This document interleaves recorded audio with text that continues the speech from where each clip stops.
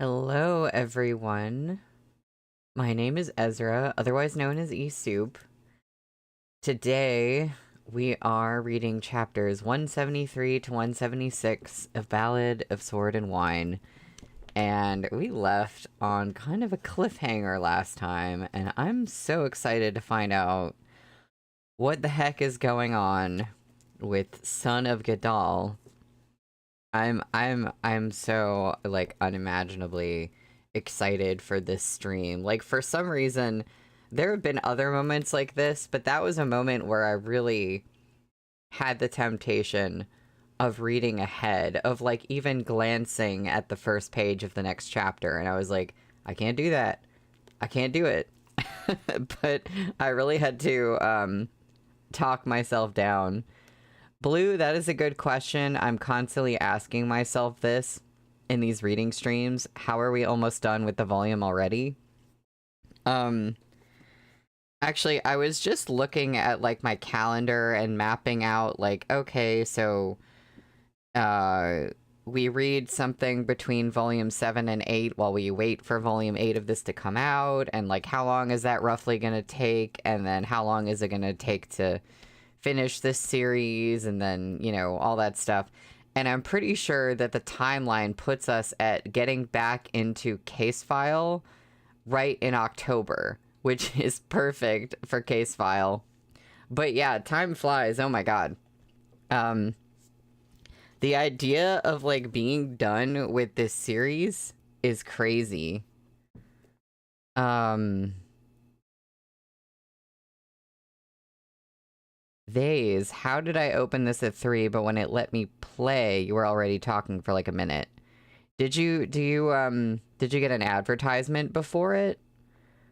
I pretty much started right at 3. Also, I don't know, maybe where you're looking at the time, maybe it's off by a minute or something.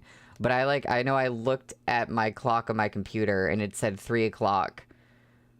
It was probably 3 for like a few seconds and I connected. That's weird. Or maybe there's some sort of mind-melting time loop happening that we don't know about. There have been stranger things. Um, I was gonna say something, and that's right. So, for anyone who doesn't know, I think everyone here knows, but I don't know if there's anybody lurking or watching these videos later, who doesn't know. I started a new channel. It's called E-Soup Reads, and I've got it linked on my page and in the description of stuff everywhere now. And it's just gonna be like purely like a Danmei audiobook channel. So rather than doing these live streams where I read something for the first time and I react to it and have commentary and all that stuff, and there's like video, you can see my face. It's more of like the audiobook experience. Like I'm reading something that I've already read. I'm just like, I'm reading it, the text. There's no added commentary or anything. It was just something that I wanted to do, and there were other channels like that, and I was like, you know what, let me give it a shot. So the first thing I'm reading on there is Nanchan, which is, coincidentally, or not at all coincidentally, by the same author as this. It's by Tong Jo-ching, and I really love it. I've only read the first volume of it. I'm kind of using my reading of it to go through and reread the first volume, and then I'll read the second one on my own and then do the audio of it. I'll probably speed through that because I love those books too. But yeah, that is that on the announcement. I'm very excited for it because it was something that I was wanting to do for a while. And I finally was just like, let me just start. But speaking of just starting, let me just start on the first chapter of the day, which is on page 273, chapter 173, and it has a very interesting title, Black and White. It was the second time Shen Zichuan had heard the name Gadal. Gadal was a settlement on the east bank of the Chasha River in Biancha territory. In the past, it had been a safe haven for Zhongbo bandits. Shen Zichuan was certain he had never been there before. His knowledge of Gadal was limited to the portrait of his mother, Bai Cha, that Li Xiong had once mentioned. Following He Rigu's logic, Shen Zichuan could also be called a son of Zhongbo. We are both sons of Gadal. He Rigu got to his feet, his eyes flashing as his gaze wandered over the embroidered uniform guard surrounding him. He lifted his hands in surrender. We have good reason to sit down for a chat. Shen Zichuan was unmoved. My brother died on the battlefield at the Chasha sinkhole. Before you explain anything more, know we are enemies. Your enemy is the Biancha horseman. He Rigu tightened the bandage around his wound. I'm the enemy of your enemy. We can be friends. Sure, friend, Shen Zichuan said. What do you want to chat about? He Rigu pursed his pale lips and paused before saying, We can join forces to kill Lei Jingzhe. So, I thought that maybe Shen Zichuan was going to question a little bit more about, like, why he's being called Son of Gadal by someone. But that was very interesting. He was just like, well, yeah, you know, Bai Cha's portrait was there. So they know her from there. And I'm her son. So that's the long and short of it. I don't remember anything about Gadal. And I'm like, something's going on here, right? But I guess we're not gonna get into that yet. Moonlight cut across the shadows in the carriage. Shen Zichuan's expression was cold and detached. His silence made his position clear. If He Rigu continued to beat around the bush, he would not deign to respond. Blue, you said, this is Shen Zichuan. When has he ever explained anything to us? Exactly, that is the problem. The Emperor of Zhou is dead, and the Emperor's mother is overseeing the government. You were driven out of Chudu and fled back to Zhongbo. You want revenge, and you want to rise again. He Rigu's expression as he looked at Shen Zichuan was complicated. You are swallowing up Zhongbo as we speak. Elbows propped on his knees, Shen Zichuan leaned out of the shadows and looked down at He Rigu. Your information is extremely detailed. He Rigu kept his hands raised as though pacifying some kind of beast. This is information I must have if I'm to survive in Zhongbo. I don't mean to offend you. You've erected your own city walls in the west, and now you want to strike out east and reclaim Duanzhou, and even the Chasha sinkhole. But Lei Jingzhe stands in your way. If you can't kill him, he'll only make trouble for you. Brother, I want to kill him too. So why not work together? Shen Zichuan gestured to the side of his own neck. You both have the same tattoo. Because we are both sons of Gadal, He Rigu repeated. Lei Jingzhe is a white scorpion. They are men from Zhou who have defected to Amur. He Rigu moved his collar aside to reveal the scorpion on the side of his neck. I'm a black scorpion. Fei Sheng studied it carefully. There's no difference between your tattoos. We don't tell each other apart by our tattoos, He Rigu explained. The tattoos are just a mark the Biancha used to distinguish those from Gadal from others. Well, Shen Zichuan doesn't have this tattoo, but he's still son of Gadal, whatever that means. Oh, hi, Henry. Gadal lies within Biancha's borders. In its early days, it fell under the control of the Liao Ying tribe, Shen Zichuan mused. So what's the difference between you and the rest of the Biancha tribesmen? If you understood the history of the Liao Ying tribe, you would understand why we are differentiated. He Heirigu resettled his collar. Before the Liaoying tribe had a Moor, they were servants who looked after the falcons for the other major tribes. Under their control, Gidal was lower than dirt. The bandits of Zhongbo came to Gidal to sell women. These women were popular with the major tribes. The noble Hanma tribe, in particular, was very fond of women from Great Zhou. But those bandits were suppressed. Fei Sheng tossed a water skin to Heirigu. While those bandits ran rampant along the Chasha River, women from decent families in Duanzhou suffered unimaginably. The Zhu clan and Duanzhou couldn't deal with it themselves.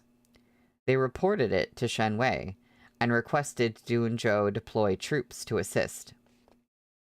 The commander of the Duanzhou garrison troops, Danmei Long, sent his troops to Gidal to crush the bandits. This was only a temporary setback. Heirigu took the water skin. The bandits had been under the protection of the Liaoying tribe. I don't know why I have trouble saying that. For some reason. Every time. They threw in their lot with the Liaoying tribe and became their slaves, but they were never respected. They became the lowest class of people among the 12 tribes of Biansha and continued to kidnap women for the tribesmen. The captured women were sent off to various tribes, where they became chattel. Wait, is it chattel? Chattel? I never actually hear people say that word. It's one of those, I think. Danmei Long had failed to eradicate the bandits completely. It didn't take long for them to return to Gidal, where they re-established their base. So, chattel. Okay. The children born to Zhou women were called Umungyun. Heirigu tugged at his lank black hair. In the tongue of Great Zhou, that means bastard. These bastards were reviled in the major tribes. If they were allowed to grow up, they would inherit a portion of the cattle and sheep that belonged to the pure-blooded Biansha. The tribes drowned them in the Chasha River, or threw them back to Gidal. Okay. Fei Sheng, who had been born into the Fei clan, was unable to comprehend this behavior. But these children all carry the blood of the tribes. Even if their mothers weren't considered honorable, there's no need to go so far as to drown them, is there? Do you know of Hassan? He's the one son Amor has truly acknowledged. The 12 tribes are different from Great Zhou. In the desert, women bear and rear the tribe's children, and control the distribution of cattle and sheep. They are indispensable to survival and stand on an equal footing with men. The status of the mother determines the future of a child. Amor has many sons, plenty of smart ones among them, but from the moment they were born, they lacked the qualifications to challenge Hassan for power, precisely because Hassan's mother is the most honored woman in the Hanma tribe. She played a pivotal role in Amor's formation of his elite forces in the north. Heirigu took a few sips of water. Bastards are unworthy of taking on the surnames of the tribes, so we were branded with a tattoo, along with the bandits. Shen Zichuan made some quick inferences. Since you distinguish between black and white, you must each have your own uses. Hey, chapter title, everybody. I guess we drink to that.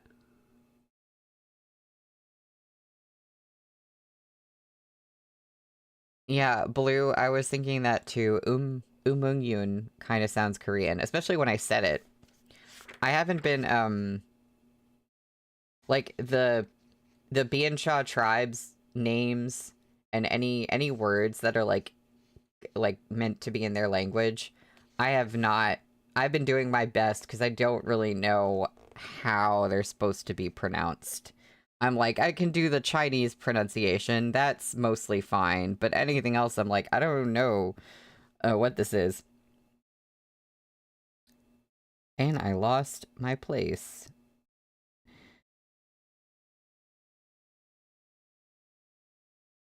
Before that, you have to understand one thing.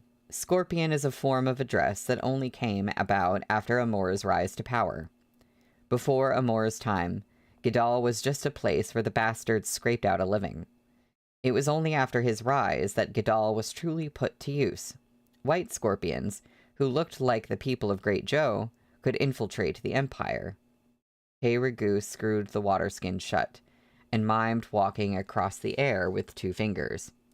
They could penetrate deep within Joe's borders, and have played their roles to unimaginable effect in the past decade or so.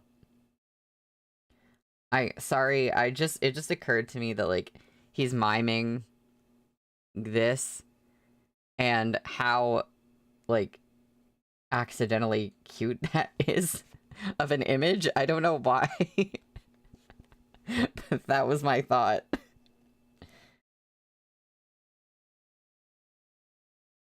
I, again, lost my place, but I don't know if I read this line already, but meanwhile, the black scorpions remain in Gadal, where Amor sends the best teachers to train us to stand up to the Libe armored cavalry. Mutual assistance between black and white. You were helping each other. Realization dawned on Shen Zichuan. There are no iron mines in the desert. To equip yourselves with that kind of hammer, you'd have to steal the raw materials from the Empire. That's right. Hey Ragu tossed the water skin back to Fei Sheng. The white scorpions secured equipment and grain for us from within Great Joe. And then there were the military maps. The map of the 6 prefectures of Zhongbo. And he did not say that. That was presumably in Shen Zichuan's head. Whose information did Amor act on 6 years ago when he attacked Zhongbo? Hey Ragu spread his hands. I don't know. I wasn't involved. But I can tell you Amor has countless links to Chudu. The fall of Zhongbo was merely a trial run, meant to test the waters. And it proved remarkably effective. Afterward, Libe was shackled, and the repercussions are still being felt even now, with the slow disintegration of the Zhou Empire. Fei Sheng took in a careful breath and looked at Chen Zichuan in shock. Why do you call me a son of Gadal? The jade earring on Chen Zichuan's right ear glinted. Hey Ragu inclined his head. I'm about to be so mad right now. Because Bai Cha divided us, and then there is a dash, and then stuff happens, so he gets cut off. The whistle of an arrow piercing the wind drowned out the rest, and an arrowhead punched through the wall of the carriage. Yan Ho-Ru had been playing dead, too afraid to make a sound. Now he shrieked, "They're here!"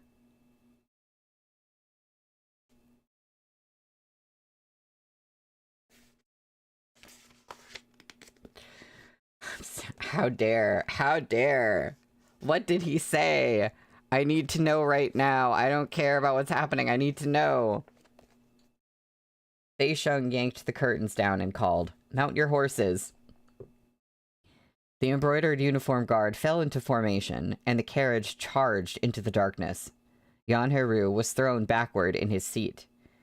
The downtown streets of Dunzhou were broad and spacious, having been expanded by the Yan clan itself to facilitate the smooth passage of merchants' wagons. Even at this hour, the streets were bustling with activity, carriages coming and going in never-ending streams.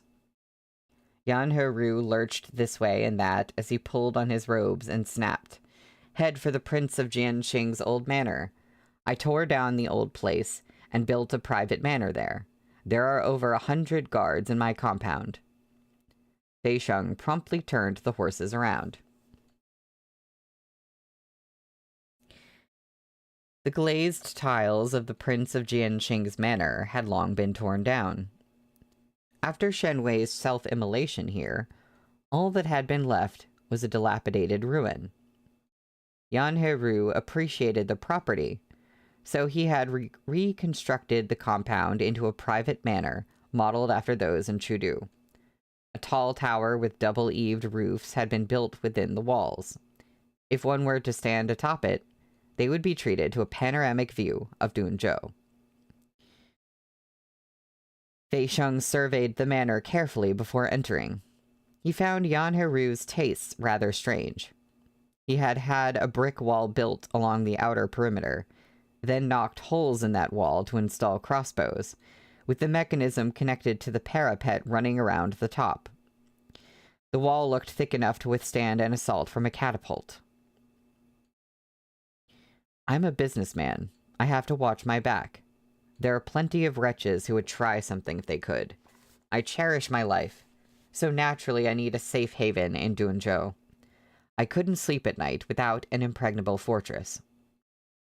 Yan Heru invited Shen Zichuan up the stairs of the tower, gesturing with his golden abacus.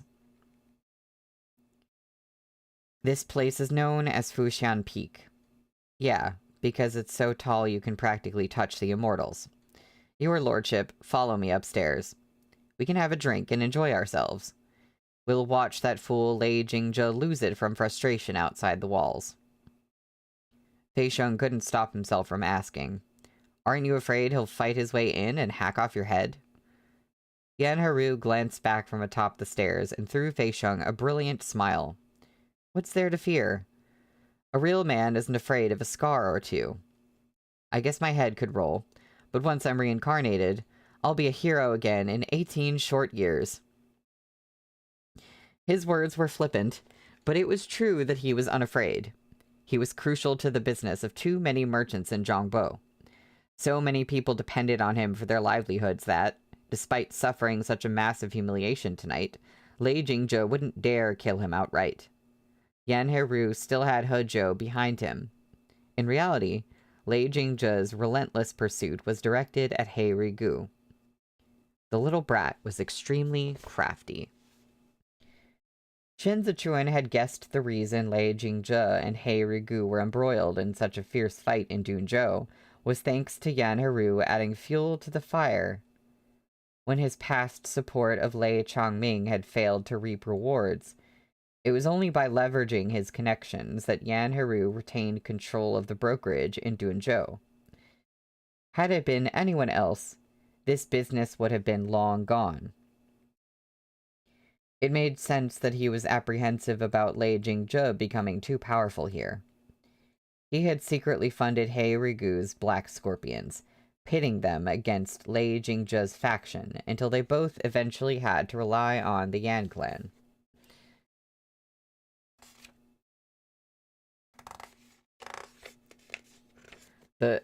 Henry, you said, brother, you were built like a gummy worm. I know you're scared. The maidservants filed in and lit the lanterns, one at a time down the row. Thick, heavy draperies were lifted, and pearly, sheer fabrics were let down to take their place. There was even a small covered walkway that ran the perimeter of the tower, draped with climbing figs and devil's ivy and accompanied by a narrow, murmuring stream the width of one's arm. An open-air pavilion rose up in the center, and a refined rock garden sat to its side. Gazing out into the distance from the railing, the entire sky of stars seemed within reach, along with a clear view of the lanterns down in the streets of Dunzhou.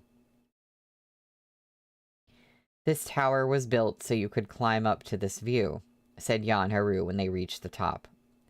If you stand here and look out way east, you'll see the Chasha River like a jade belt around a minister's waist. Can't get a view like this anywhere else. Yan Heru leaned against the railing and looked at Shen Zichuan. There's no way you can leave Dunzhou for the time being. Why doesn't your lordship stay here? We can take our time talking business. Shen Zichuan's overcoat fluttered in the wind as he gripped the railing and looked down. He could see Lei Jingzhe's forces charging through the streets. You certainly are dauntless. Yan Heru flicked the beads on the golden abacus. Money is king. As long as I have it, Lei Jingzhe himself has to call me granddaddy. I have nothing to fear. Now, your lordship will find yourself in some trouble if the Sizhou garrison troops really aren't coming. I come and go silently, Shen Zichuan said. It's easy for me to leave if I wish to. But Bai Cha is the reason you came to Dunzhou. Yan Haru stood beside him at the railing and smiled. Hey Rigu knows everything. You almost got the whole story. You must be burning with curiosity now. I know I am, so please tell me more. No one knows Bai Cha's relationship to the Scorpions better than him. Your lordship, I mean it about doing business with you. Say yes, and I'll put He Rigu at your beck and call. If we join forces to get rid of Lei Jingzhe, occupy the territories in the north and east, and develop that trade route you want, silver will flow in like water, no? What happened in Chazhou can be scrubbed from the books. I won't hold Cai Yu's death against you.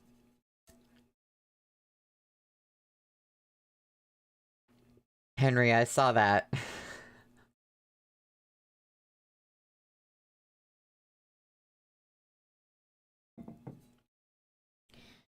Shen Zichuan leaned over the railing and laughed. Yan Haru's smile vanished. What are you laughing at? Lei Jingzhe is coming here tonight for He Rigu. If you don't hand him over, he'll settle the score with you instead. You're hoping to offer me a forfeited pawn to trick me into doing business with you. A deal so good simply doesn't exist. If something happens to He Rigu before he can actually tell Shen Zichuan things, I swear to God. Shen Zichuan looked out east, past Duanzhou's city walls toward Duanzhou. The trade route between Huaizhou, Cizhou, and Chazhou belongs to me. If you want a piece of that pie, you must first convince me of the advantages.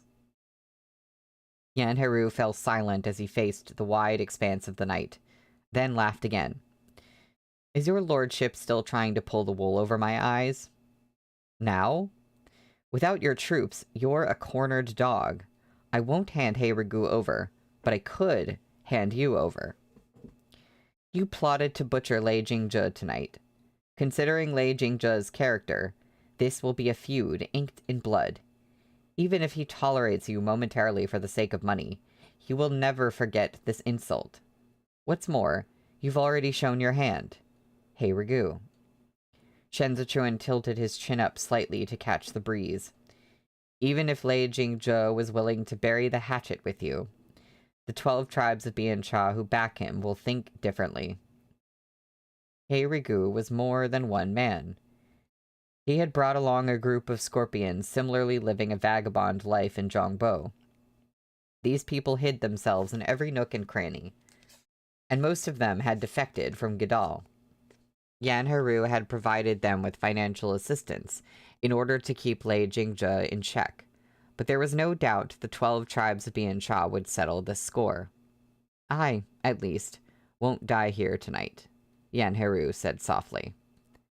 Then shall we both die? Shen Zichuan tapped his icy fingers on the railing.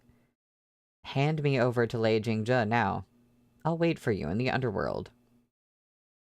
Yan Haru snorted childishly. After tonight, I have plenty of ways to leave Duanzhou if I need to. Then let me tell you this. Shen Zichuan glanced at him from the corner of his pitch-black eyes. If I die, Duanzhou and Duanzhou die with me. No one will remember Zhongbo's lost territories. Chudu is absorbed with its own affairs, and Libei and Shidong can't be in two places at once. This place is a wide-open, strategic gateway to the Empire that the Biancha horsemen can access by simply crossing the river. The only reason they didn't launch an assault these past 6 years was because the granaries of Zhongbo had yet to be filled. Now the time is ripe, and the Empire is torn asunder. Sooner or later, this place will become the territory of Biancha. Xiao Fengshu won't sit around while that happens. This place affects Li Bei's battlegrounds in the southeast. Yan Haru countered quickly. Shi Juyan has a strong army, too. You're just trying to scare me. Shen Zichuan, without you, Zhongbo may see a few more self-proclaimed kings pop up, but the bigger picture won't change at all. In that case, Shen Zichuan raised his eyebrows slightly. Why go to such lengths to convince me? What is,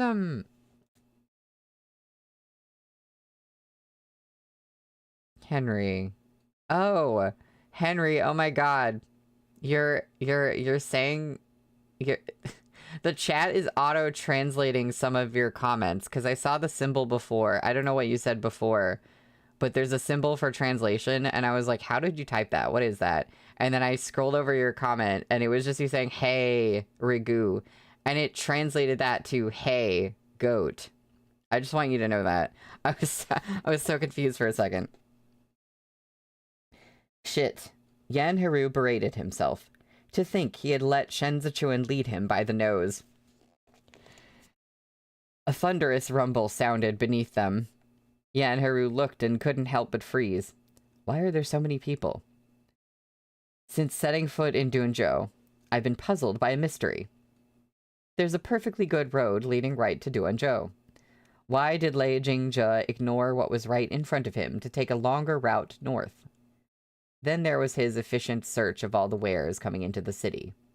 My guess is this isn't the first time he's been robbed. The scorpions hiding here are thorns in his side. Shen Zichuan smiled thinly. Even I could guess you were the one funding He Rigu.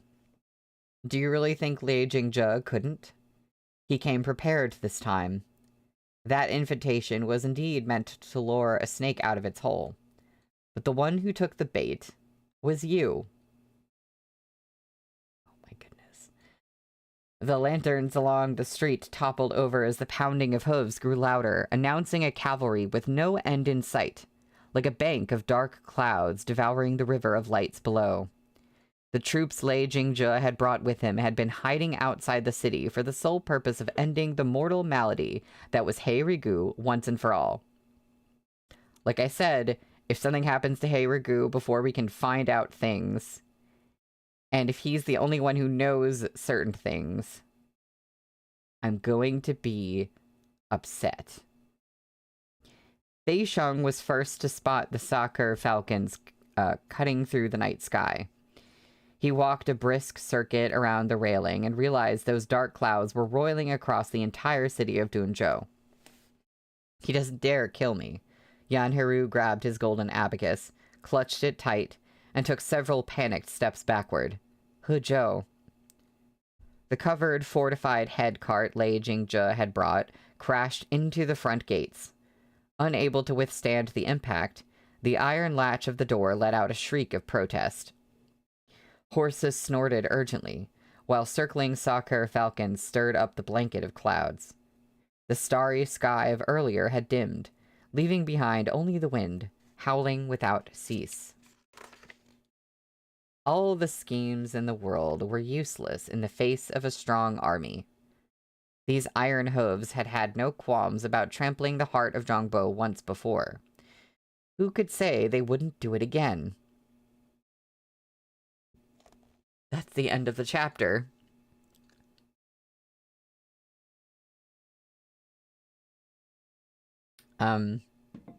Yeah, Blue, you get it.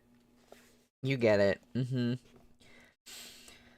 Well, we are on page 285 for chapter 174, which is called Mad Dog. Lei Jingzhe had thrown open Duanzhou's armory.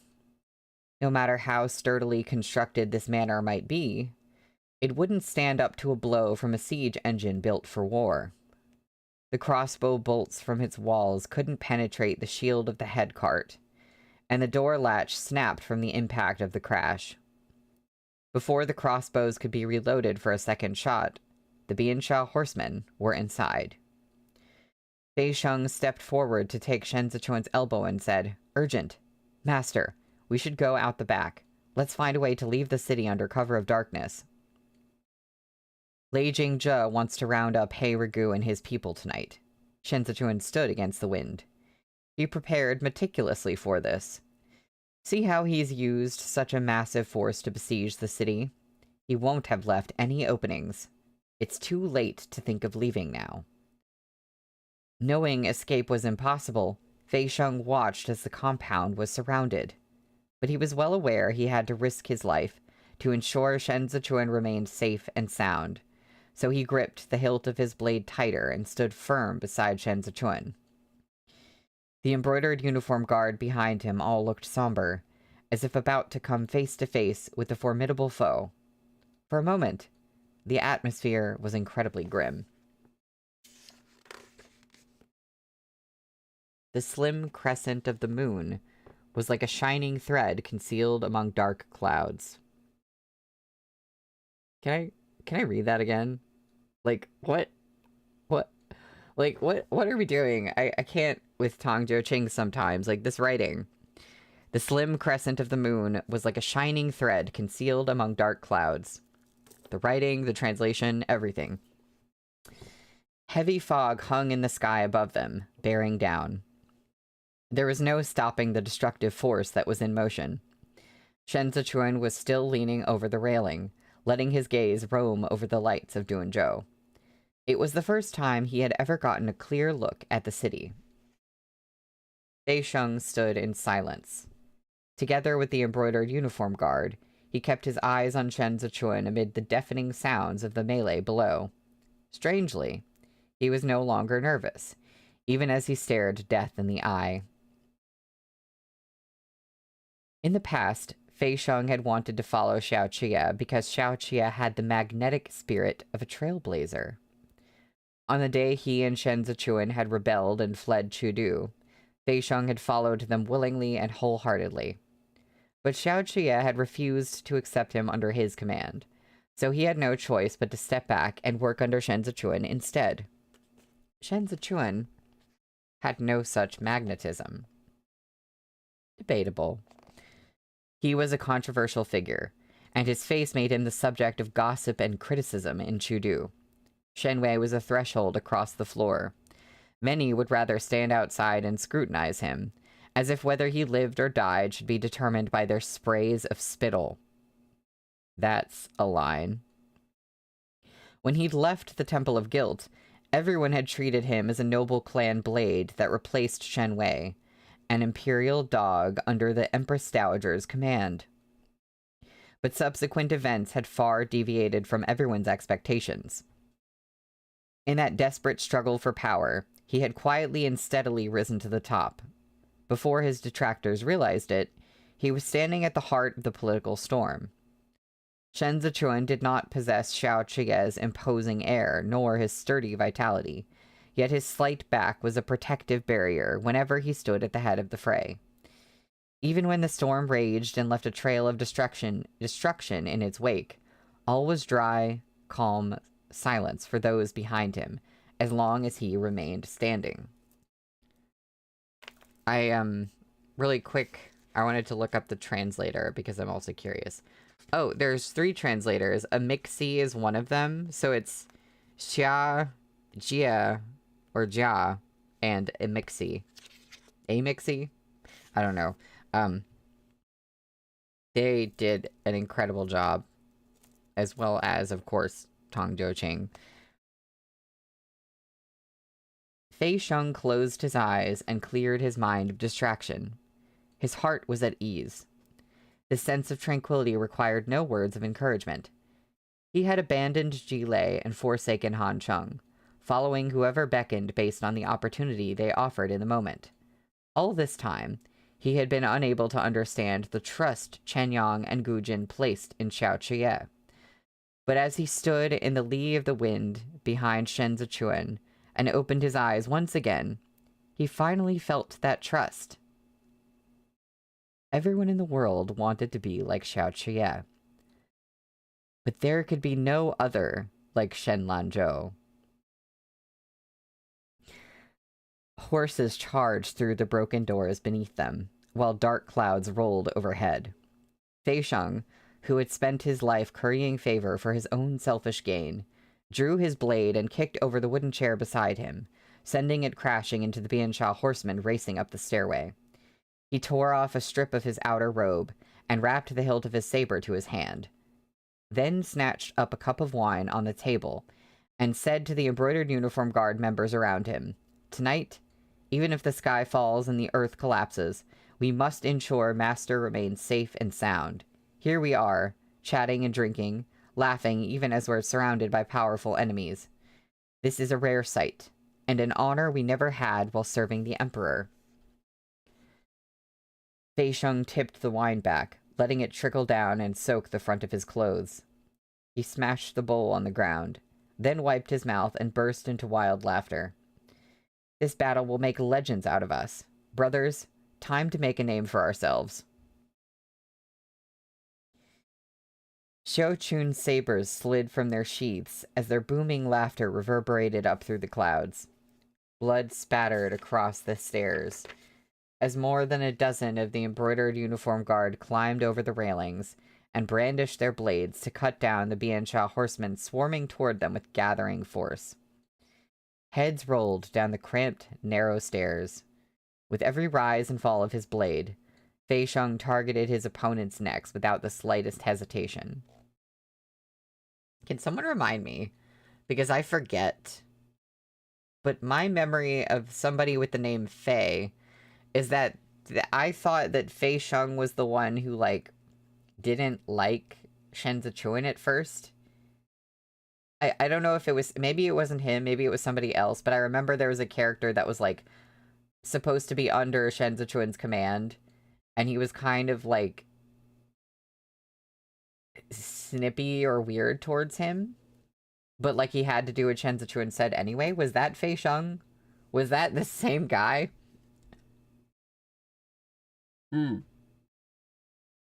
Right, because he wanted to work for Xiao Chi, and then he was mad he had to work for Shen Zichuan. That is so funny, like, the way he is now. Oh my god. I'm like, he's not gonna die, is he? It's kind of feeling like that. A little bit. Lei Jingjia didn't dare set fire to the building. He wanted to capture Yan Heru alive, so his only option was to force his way up the stairs. But the embroidered uniform guard were all in flawless form tonight. Those scorpions, unshakable when they were out in the open, couldn't swing their hammers freely on the stairs. This greatly reduced the strain on the defending embroidered uniform guard. Unable to ascend, Lei Jingjia sought another way. Fushan Peak towered over the double-eaved roofs below like a crane standing head and shoulders above a flock of chickens. He called for the cloud ladder, unfolding the long ladder from the base cart of the siege engine until it touched the roof. I love the name Cloud Ladder. Oh. Yeah, Henry, you said it kind of parallels the development of Shen Zichuan's loyalty to Xiao Qia. No, that makes perfect sense. I love that. Yan Heru watched as the Biansha horsemen swarmed toward them. Fushan Peak was like a lone pillar abandoned between heaven and earth. He retreated to Shen Zichuan's side, shivering from the wind. Okay, there's no way you entered the tiger's den without a plan. Shen Zichuan didn't answer. Yan Heru was about to say more when a hand grasped the railing beside him, and a Biansha horseman heaved his way up. Without thinking... Without thinking, Yan Heru raised his golden abacus and slammed it down on the man's head, knocking him out.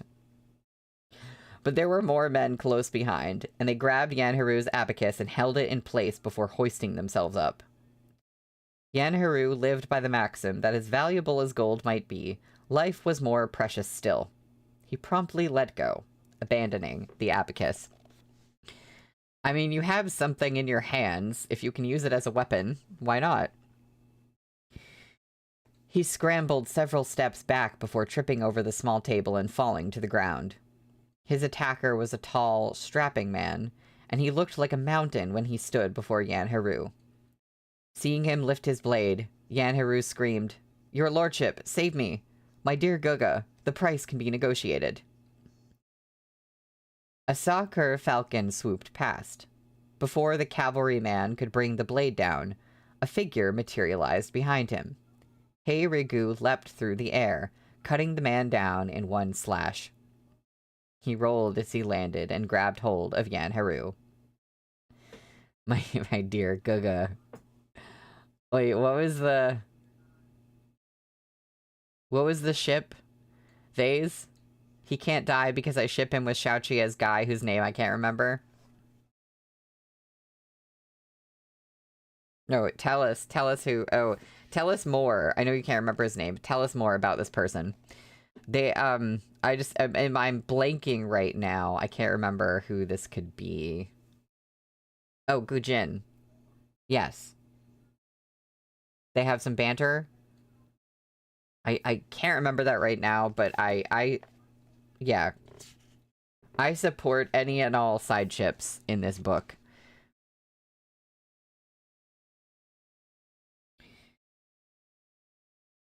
He rolled as he landed and grabbed hold of Yan Haru. Yan Haru lifted his head, intending to lay into Shen Zichuan for being so petty. Yet before he could open his mouth, a black shadow sprang over the railing and landed heavily atop the rail. Hei Rigu pressed Yan Haru's head down and bent backward to dodge the iron hammer swinging toward them. The man's bare upper body was just as muscular as Ji Da's, whom they had so recently encountered. The iron hammer tore through the air. When Yan Haru straightened, he had to crane his neck back to look at his attacker. The scorpion tattoo crawled over his entire bare back. The man rolled his shoulders, then jumped down onto the platform. Hei Rigu pushed Yan Haru aside and drew the pike dagger from the back of his belt. The two fighters wasted no time on greetings as they launched into a flurry of blows. Yan Haru was left exposed in the chaos. He was used to a life of luxury, and what martial arts he had learned in his youth were all show and no substance. In any case, he had forgotten all of it.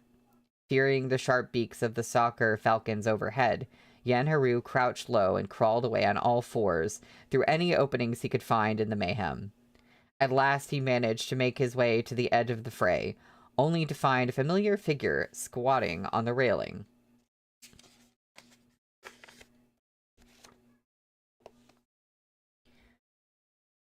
Yan Haru lifted his gaze, his eyes curving into crescents as he smiled and called warmly, "Nephew!" Lei Jingzhe sneered and lunged out to grab him. Heedless of dignity or reputation, Yan Haru hit the ground and rolled away like a slippery loach. He had reached for the railing to haul himself upright when he felt a grip on his collar. Thinking it was Lei Jingzhe, he whipped his head around to plead, "Lei Goga." But the face he saw was Shen Zichuan's. Shen Zichuan yanked Yan Haru off the railing left-handed and tossed him to the ground. Before Yan Haru could slither away again, Shen Zichuan planted a foot on Yan Haru's back to make him kneel. Yan Haru was stuck between a rock and a hard place. He wanted to cry as he knelt between both men, but no tears came. Instead, he put his palms together and said as though praying, "I was just playing around with my two dear Goga. My loss this time. I'll pay you back. Let's put all the swords away, okay? Say, the three of us should join forces. Then we'd be invincible, don't you think?"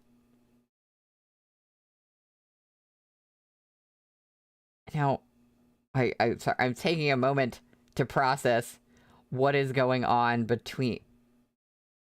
It almost seems like Lei Jingzhe and Shen Zichuan are like in allying over this at this point. I'm a little confused. What is happening? Lei Jingzhe gestured sharply for Yan Haru to shut up. He leapt off the railing, eyes pinned on Shen Zichuan as he sauntered over. Okay, maybe not. I don't know. After a moment, he asked, "How have you been, Vice Commander?" He came to a stop, and without waiting for Shen Zichuan to answer, continued, "Guess I should call you Prefectural Governor now." All around them was the commotion of battle, and the sounds of smashing tables and chairs resounded in their ears. Thick, gloomy clouds hung low overhead, as the two men stood in the gale, confronting each other with Yan Haru between them. The raging wind surged and receded against the twinkling backdrop of the thousands of lights of Dunzhou. Lei Jingzhe rubbed the back of his neck and said mockingly, "I have excellent luck tonight. To think I caught such a big fish in this sewer. What, no Xiao Qia to protect you this time?"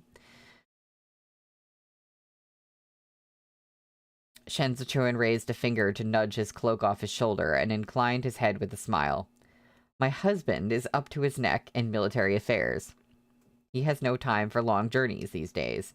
Any pressing matters can be discussed amongst ourselves. Henry, Henry, I know we're processing my husband, but I'm also, yeah. You said Tong Choching, don't say thick and Hong. I'm still thinking about Heiragu's chest. Oh, Lord. Lei Jingzhe's eyes gradually darkened to conceal the sly glint within. Did you come to Dunzhou? Ah, forgive me. Did you come back to Dunzhou to hold a memorial service for Shenwei? I'm here on young Master Yan's invitation, Shen Zichuan said without batting an eye, to discuss a plan to kill you. Yan Heru blanched. He wanted to explain himself, defend himself, but when he met Lei Jingzhe's gaze, a chill went down his spine and he didn't dare speak. Shen Zichuan was truly ruthless. With just one sentence, he had severed Yan Heru's route of retreat. Whether or not Yan Heru survived the night, Lei Jingzhe would never believe him again. I did sense that the one who saved Yan Heru back at the restaurant was a man of no ordinary talent. No wonder. The look in Lei Jingzhe's eyes was menacing. I had intended to be magnanimous and not lower myself to the level of a child. But I never expected him to be so vicious as to invite you over so you could scheme to kill me. He's a boy at heart. Shen Zichuan removed his foot from Yan Heru's back. He doesn't know when to stop and ended up angering you. I'm afraid it's rather embarrassing. So you've been colluding for a long time.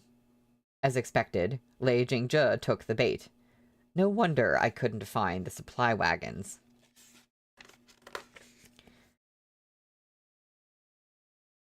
But you outdid him tonight, Shen Zichuan said ruefully, as if conceding defeat. His eyes followed Lei Jingzhe. Seeing as it's my own life at risk now, I could certainly consider switching allegiances. Lei Jingzhe feared Shen Zichuan, who was all too proficient at these sorts of mind games. The moment he fell for Shen Zichuan's words, he would be irrevocably doomed. Lei Jingzhe lowered his arm and sneered. Xiao Qiye destroyed my base on Mount Luo. This is a score that must be settled. If you kill Yan Heru tonight, you'll be severing all ties to Hezhou. But if you wish to continue occupying both Dunzhou and Duanzhou, you'll have to sustain the military provisions and expenses somehow. Shen Zichuan added, coaxing, Zizhou's granaries currently overflow with grain. I can lend you a hand. Lei Jingzhe threw his head back and roared with laughter.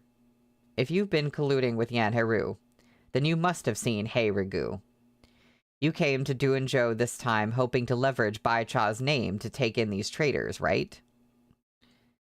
It seems the game is as good as lost for me tonight. Even this I can't hide from you. Shen Zichuan sighed with regret. That's right. I came here for precisely this reason. Lei Jingzhe, we are all sons of Gidal. When it comes down to it, we, too, are brothers. So why point our blades at each other? Hack off Xiao Qiye's head, and we can be brothers. Lei Jingzhe bore a bitter grudge against Xiao Qiye. He said in frosty tones, You're only speaking so prettily now because you see how heavily besieged the city is. You know you can't escape death. Are you really going to kill me? Letting an enemy walk free is like letting a tiger return to its mountain.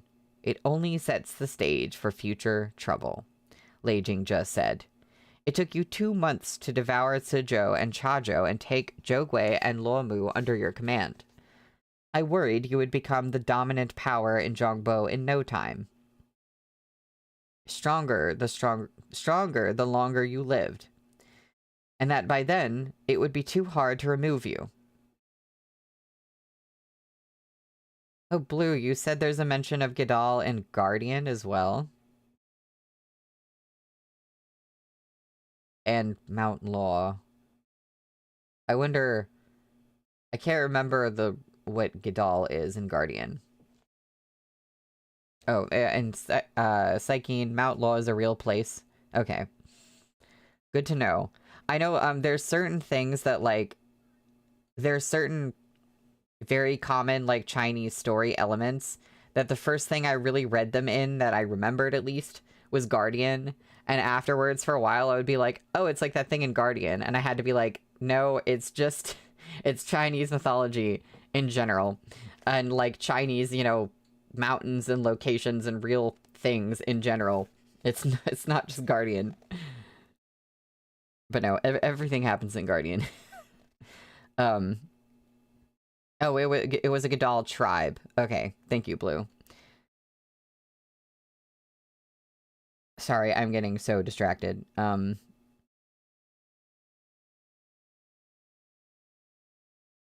didn't expect you to deliver yourself to my doorstep.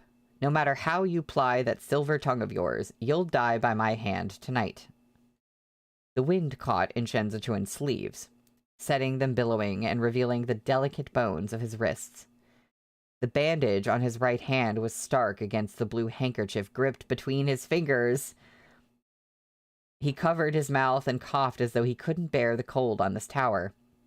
When he caught his breath, he said, "For the sake of Bai Cha, can't you let me go this time?" Realization hit Lei Jingjie the instant the words left his mouth. "You deceived me," he bellowed.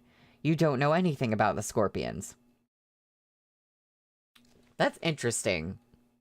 No, that's interesting because he said, "You deceived me, you don't know anything about the scorpions," right after Shen Zichuan said something about Bai Cha. Something, like, positive sounding about Bai Cha. So Bai Cha did something, and maybe the scorpions or some of the scorpions don't like her because of it? I don't know, am I reaching? Like the thing that Shen Zichuan just said is what made Lei Jingjie go, "There's something that you don't know." His fist swung toward Shen Zichuan's face. Already on guard, Shen Zichuan slid aside to dodge, but instead of retracting his fist after missing his target, Lei Jingjie used his momentum to grab for Shen Zichuan's arm. White robes fluttered in the wind as Shen Zichuan again slipped out of reach with elegant grace, leaving Lei Jingjie grasping at air. Lei Jingjie crouched and swept his leg in a wide arc, and Shen Zichuan sprang back, dancing away from the wind, stirred by the kick and alighting on the railing. Below them, the sounds of killing boiled over like a seething cauldron. Lei Jingjie was determined to send Shen Zichuan to his death tonight. Seeing him balance perilously on the railing edge, Lei Jingjie grabbed his hammer and swung it into the gale, attempting to knock Shen Zichuan over the side. Shen Zichuan steadied himself on the railing. The wind roared behind him, setting his sleeves flaring like the wings of a swan goose. His right hand remained still. He had begun this fight at a disadvantage.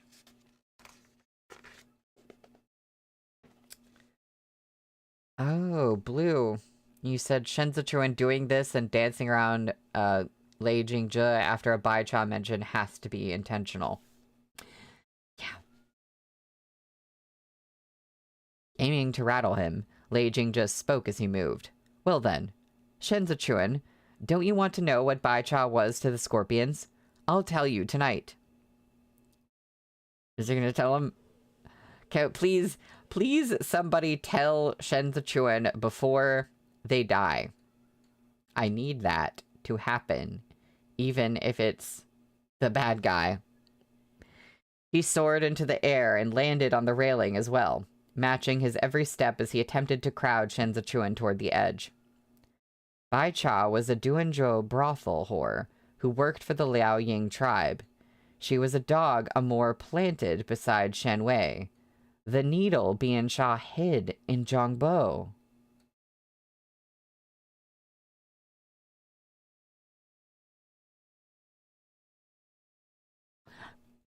I don't... This is not like, oh, I had an accurate theory, because I didn't think very much about this, but I do remember, like, at some point I had the thought of, like, was his mom up to something? Was she, like... Yeah, no, I I had the vaguest form of thought in this direction once. And so I'm gonna take that as kind of a success. Shen Zichuan seemed to lose his balance as he teetered on the edge of the rail. His sleeves fluttered out over the drop, and Fei Sheng, catching sight of him from deep within the horde of people, felt his heart leap into his throat. Master. Yet in the next moment, Shen Zichuan braced himself against the wind and swayed forward to stabilize himself.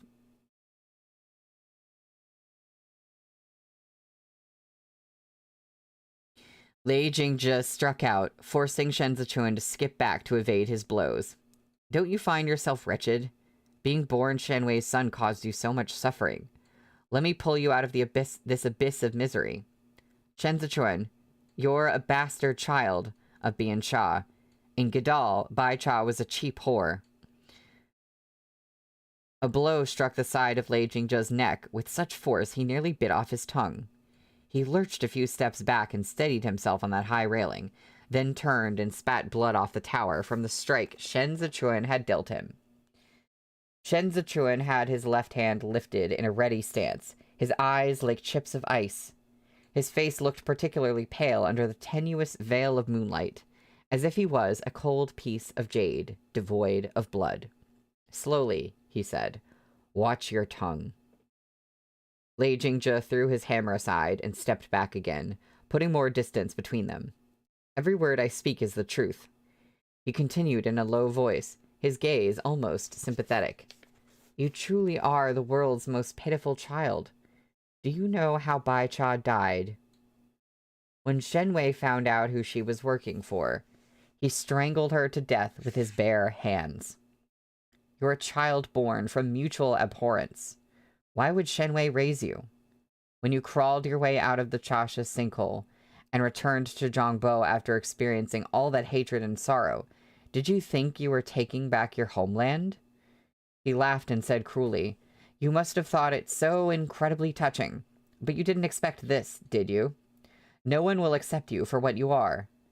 If Li Bei finds out what Bai Cha was, Xiao Chie's blade will turn on you in an instant.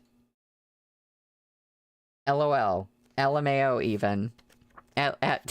Yeah. Oh, at this point, that he thinks he would care about that? Now, other people in Li Bei might, but Xiao Chie? A jolt vibrated through the railing. The moment Shen Zichuan kicked out, Lei Jingzhe crossed his arms before him to block the blow, back bending from the impact.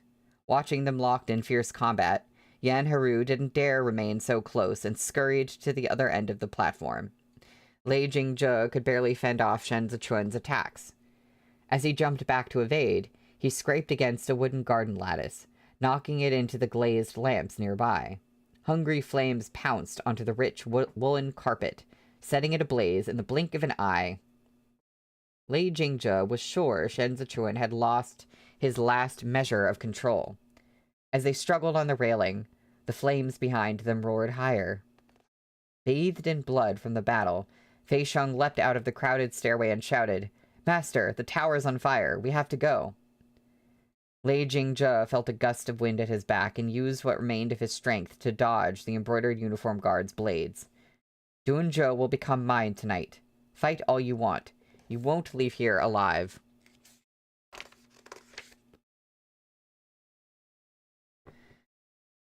He was still shouting when those white sleeves rushed toward him in a move so sudden he stumbled back.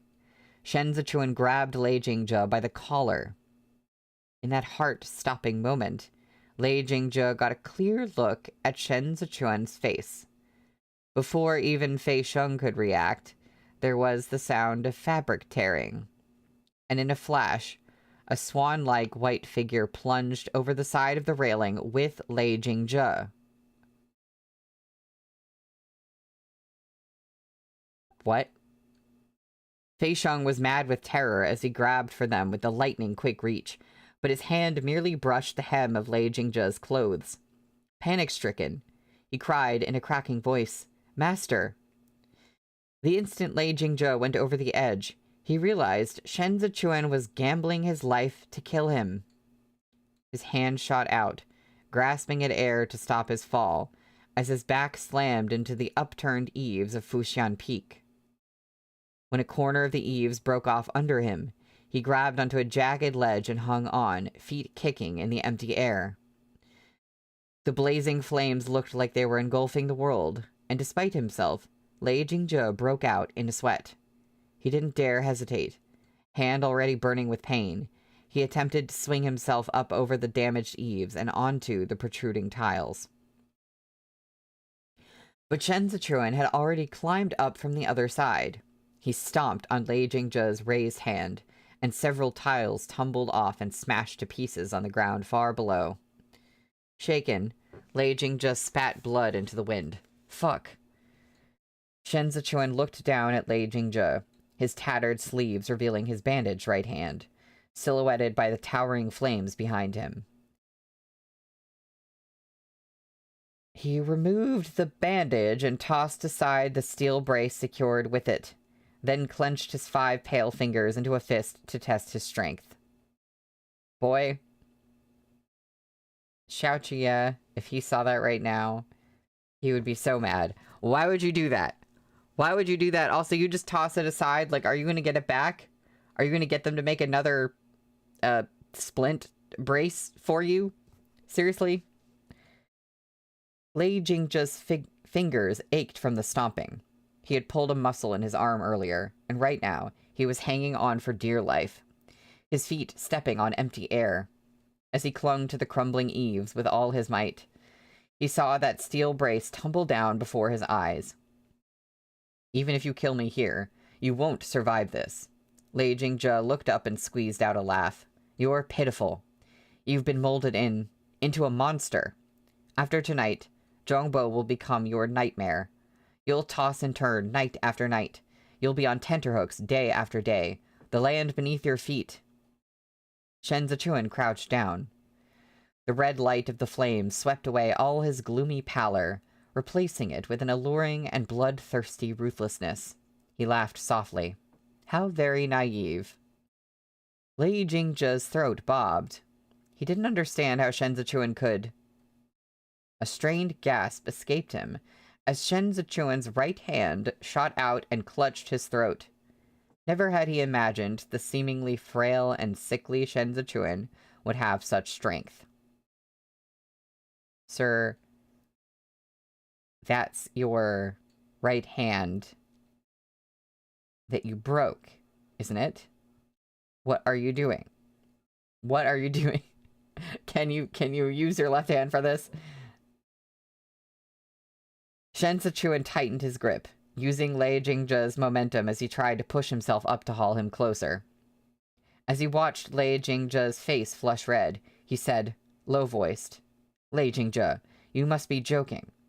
Did you really think the truth about Bai Cha would sway me?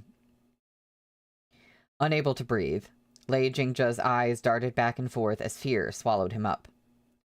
Shen Zichuan scrutinized him and explained kindly, I came to Dunzhou for the specific purpose of capturing you. Lei Jingzhe's throat spasmed. In fact, you've done me a great favor.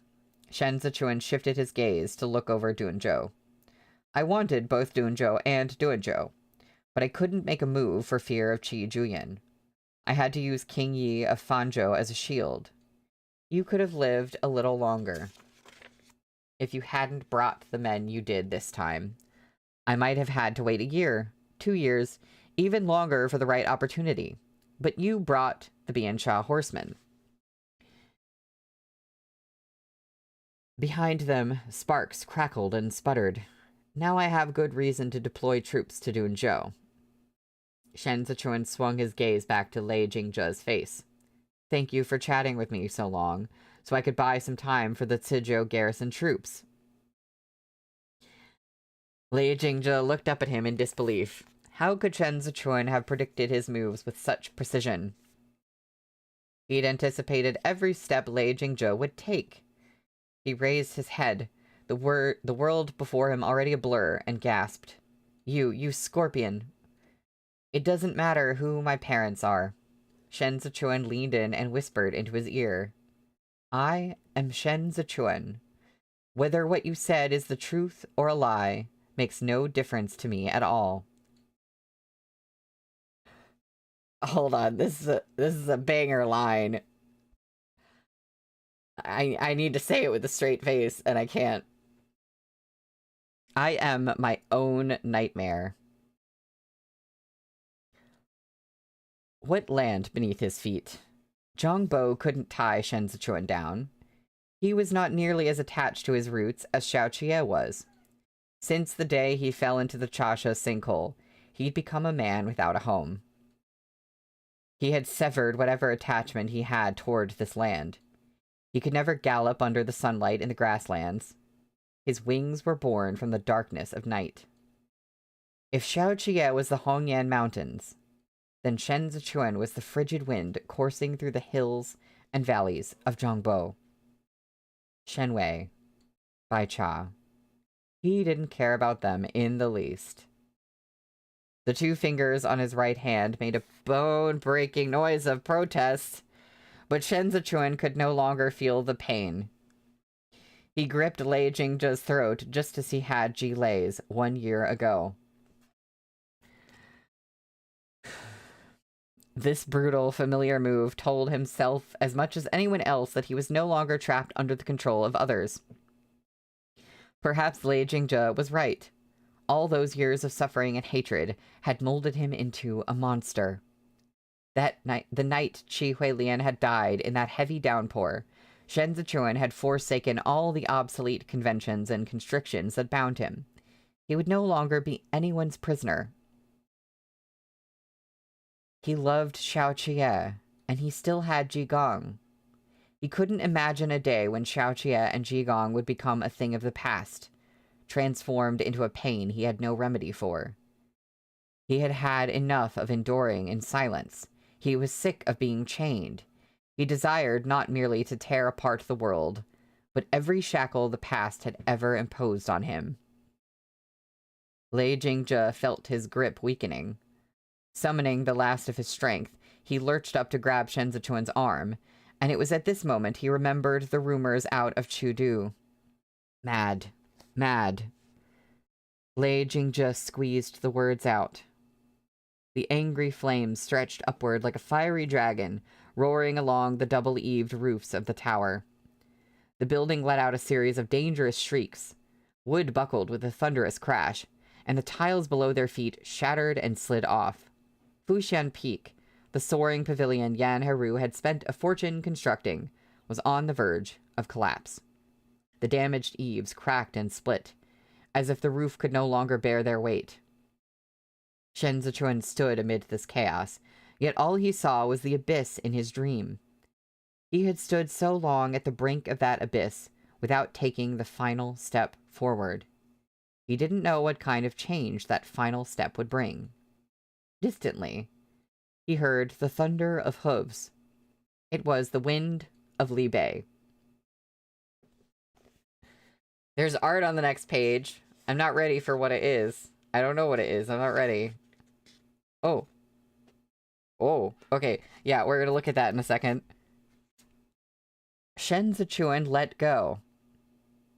As the eaves collapsed, Shen Zichuan took a step forward into empty air.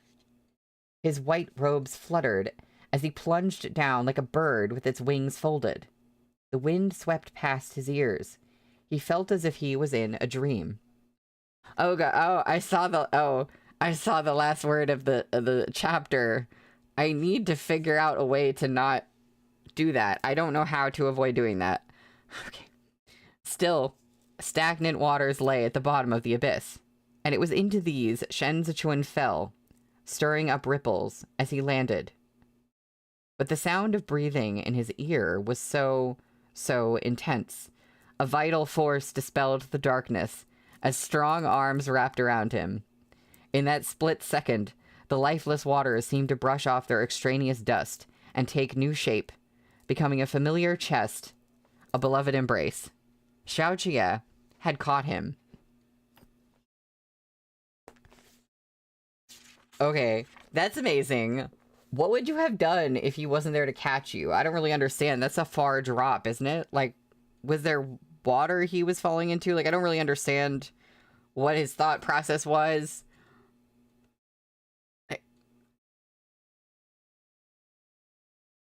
I'm also drinking to chest. Henry, if I remember correctly, we drink to chest here. As one of many things. Chest and also nape. Nape of the neck. Okay, wait, we gotta look at the art.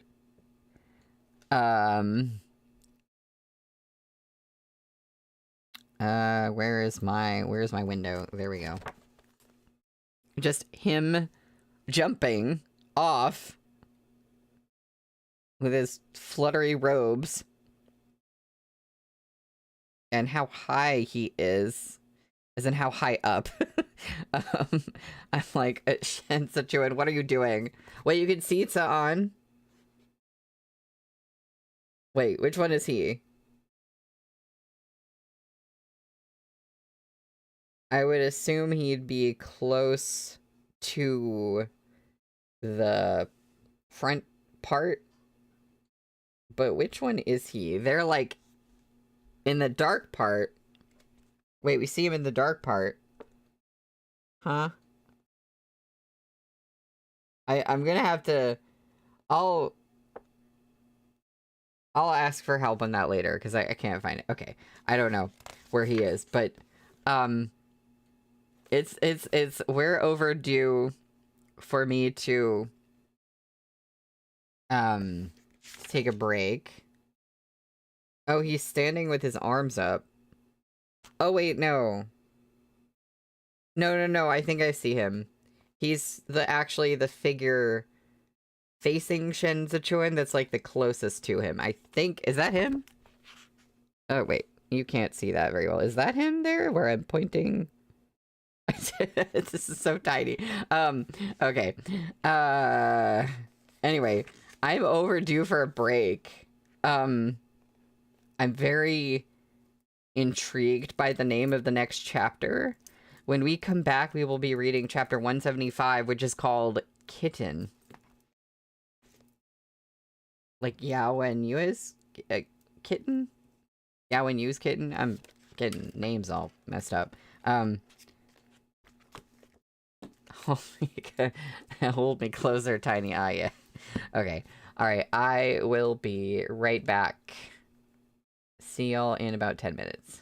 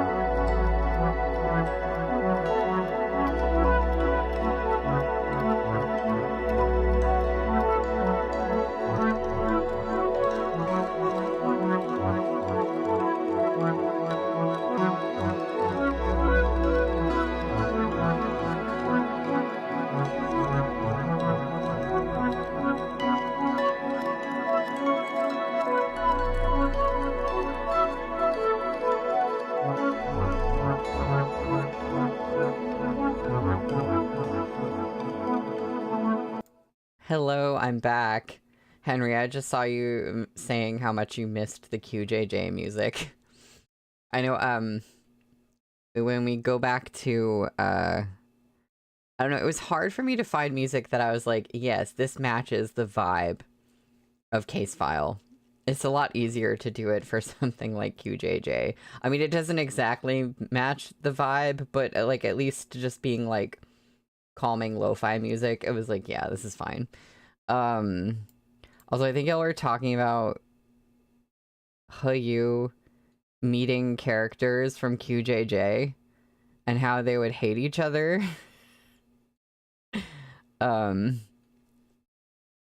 Which, yeah. I mean, a lot of people would hate Hayu. But I love the idea of that. Yes, Blue, you're correct. There is one approved Case File theme song that would demonetize me. Yeah. Yeah, and we had been talking in the Discord about songs that we'd put on a playlist for Hayu, but of course all of that would demonetize me. But there are quite a lot of songs to choose from. But anyway, back to Ballad of Sword and Wine. We were on page 303 for chapter 175, which is called Kitten. Fushan Peak was collapsing. When Xiaoqie looked up, his soul nearly took leave of his body.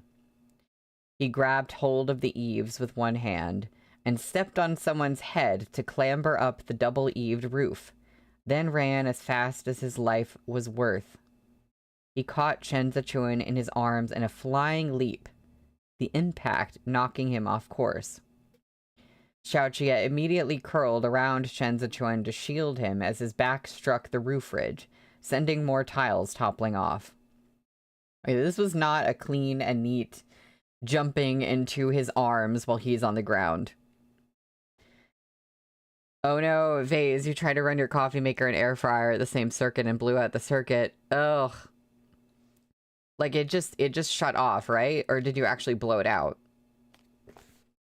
I know that happens to me if I try to run my microwave and plug anything else into the same outlet.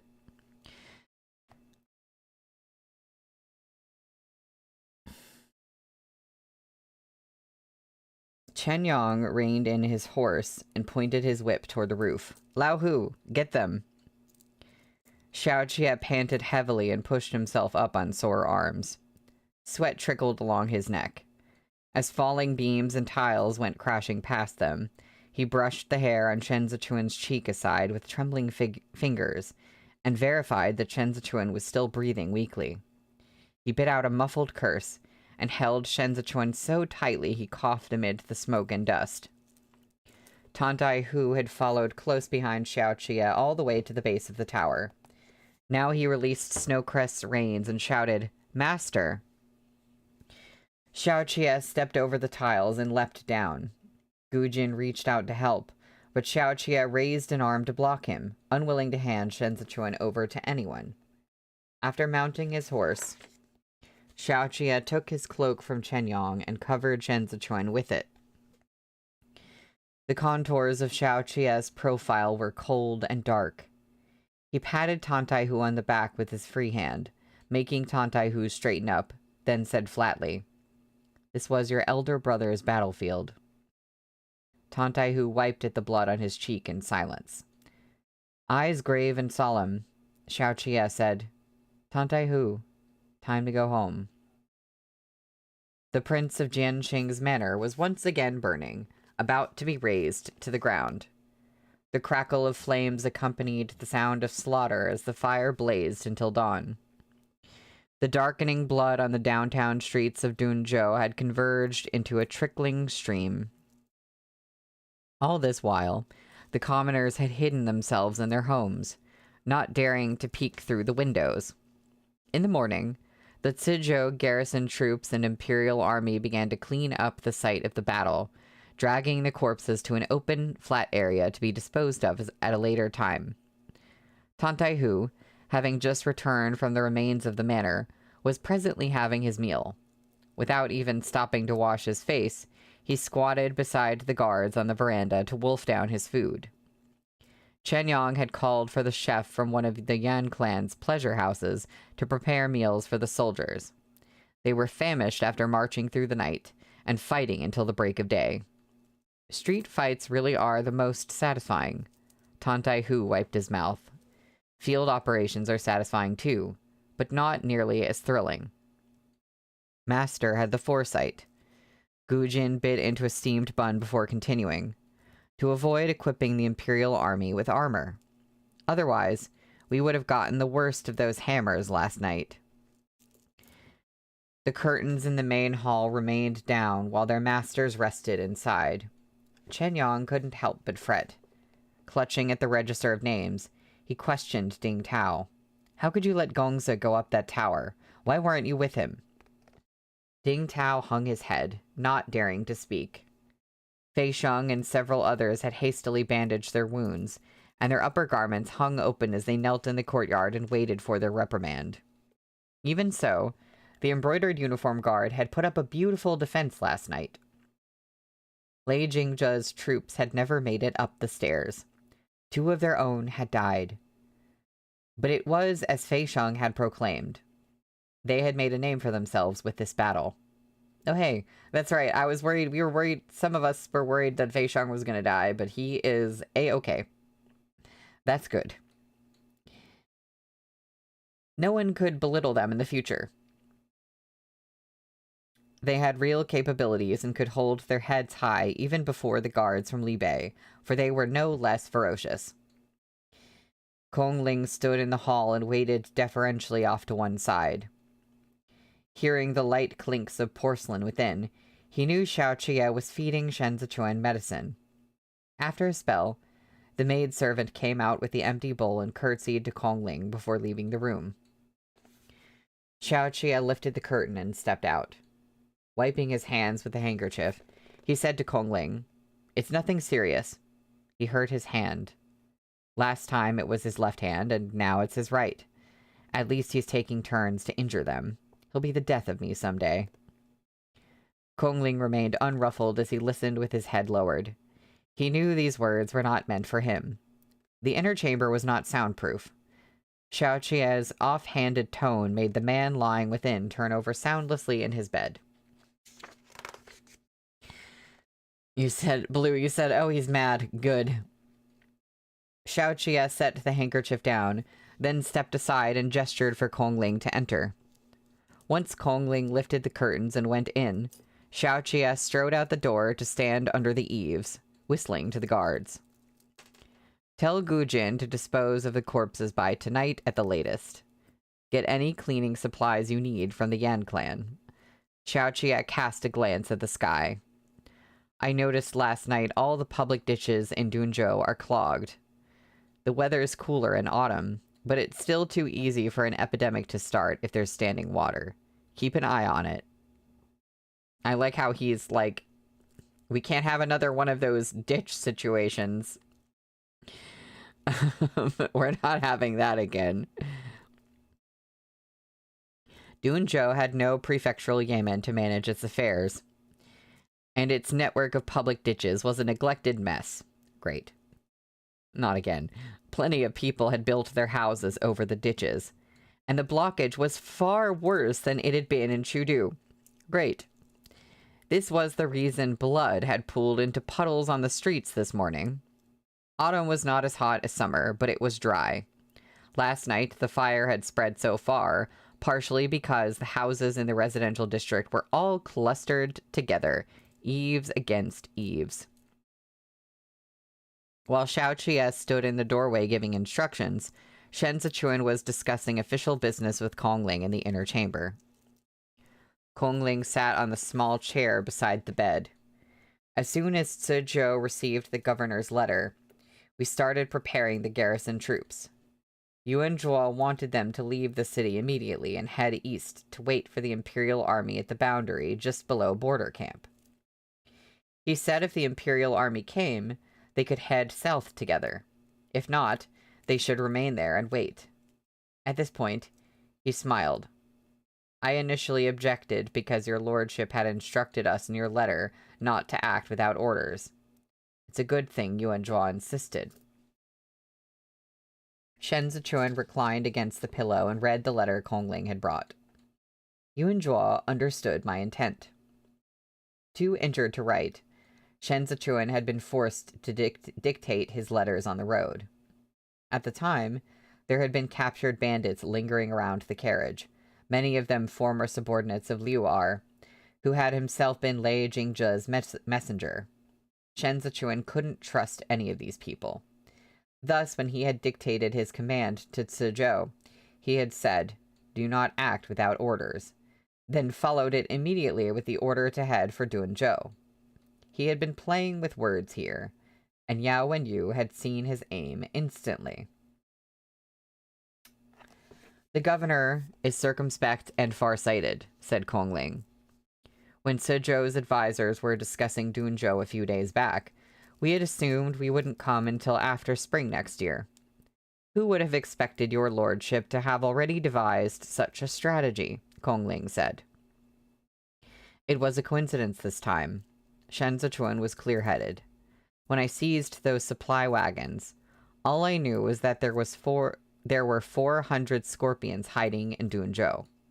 I gave Zizhou a hint to deploy troops, because I hoped to use this as an excuse to let the garrison draw out what was hiding in Dunzhou. It would have been enough to capture Lei Jingzhe alive. I had no idea he would bring more than 10,000 horsemen and deliver them right into my hands. During their discussion back in Zizhou, they had agreed to prioritize containing King Yi's small imperial court in Fanzhou before attempting to obtain Dunzhou. This was because King Yi was a useful barrier between Shi Juyin of Qidong and their territories. Shen Zichuan now held Zizhou and Chazhou, and would be relying on the nascent trade route for his rise to power. But in Zhongbo, he was still only the master of a small corner. The prefectures of Dunzhou, Duanzhou, Fanzhou, and Dongzhou to the east all had their own masters. If Shen Zichuan wanted to remove these local despots from the equation, he needed a plausible excuse to move against them. Otherwise, he would give Qi Juyin sufficient justification to launch an assault on him the moment he made a move. Speaking of Qi Juyin, can we see her again sometime soon in the narrative? Considering who's on the cover. Li Jingzhe had most certainly not expected this. He had come for the sole purpose of eliminating He Rigu, only to end up providing the perfect excuse for Shen Zichuan to capture Duanzhou. But seen from another angle, Lei Jingzhe's gambit here illustrated something else. Lei Jingzhe had been in Duanzhou so long, he had forgotten Zhongbo was still land that was part of Great Zhou.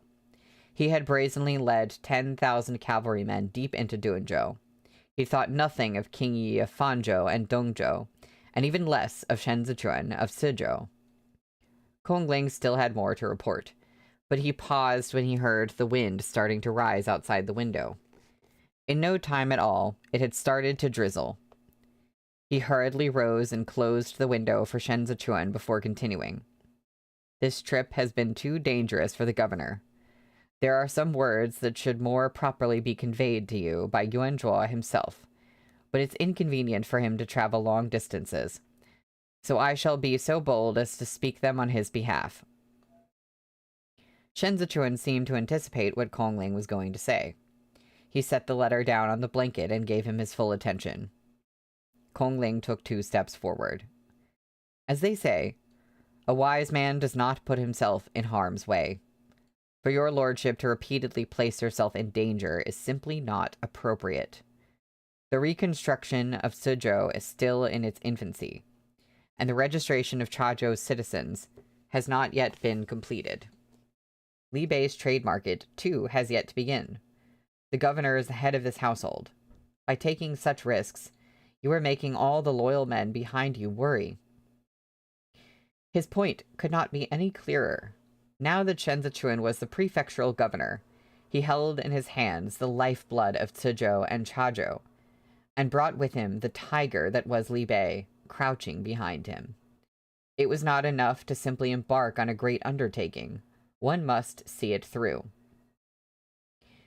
There would be many affairs in the future on which he would hold sole decision-making power. They could not afford for something to happen to him, for anything to happen to him. Shen Zichuan's countenance was pleasant as he inclined his head toward Kongling. The gentleman is right to lecture me. I will sincerely reflect on your words, and take no more unnecessary risks. Will you? Really? I sure hope so.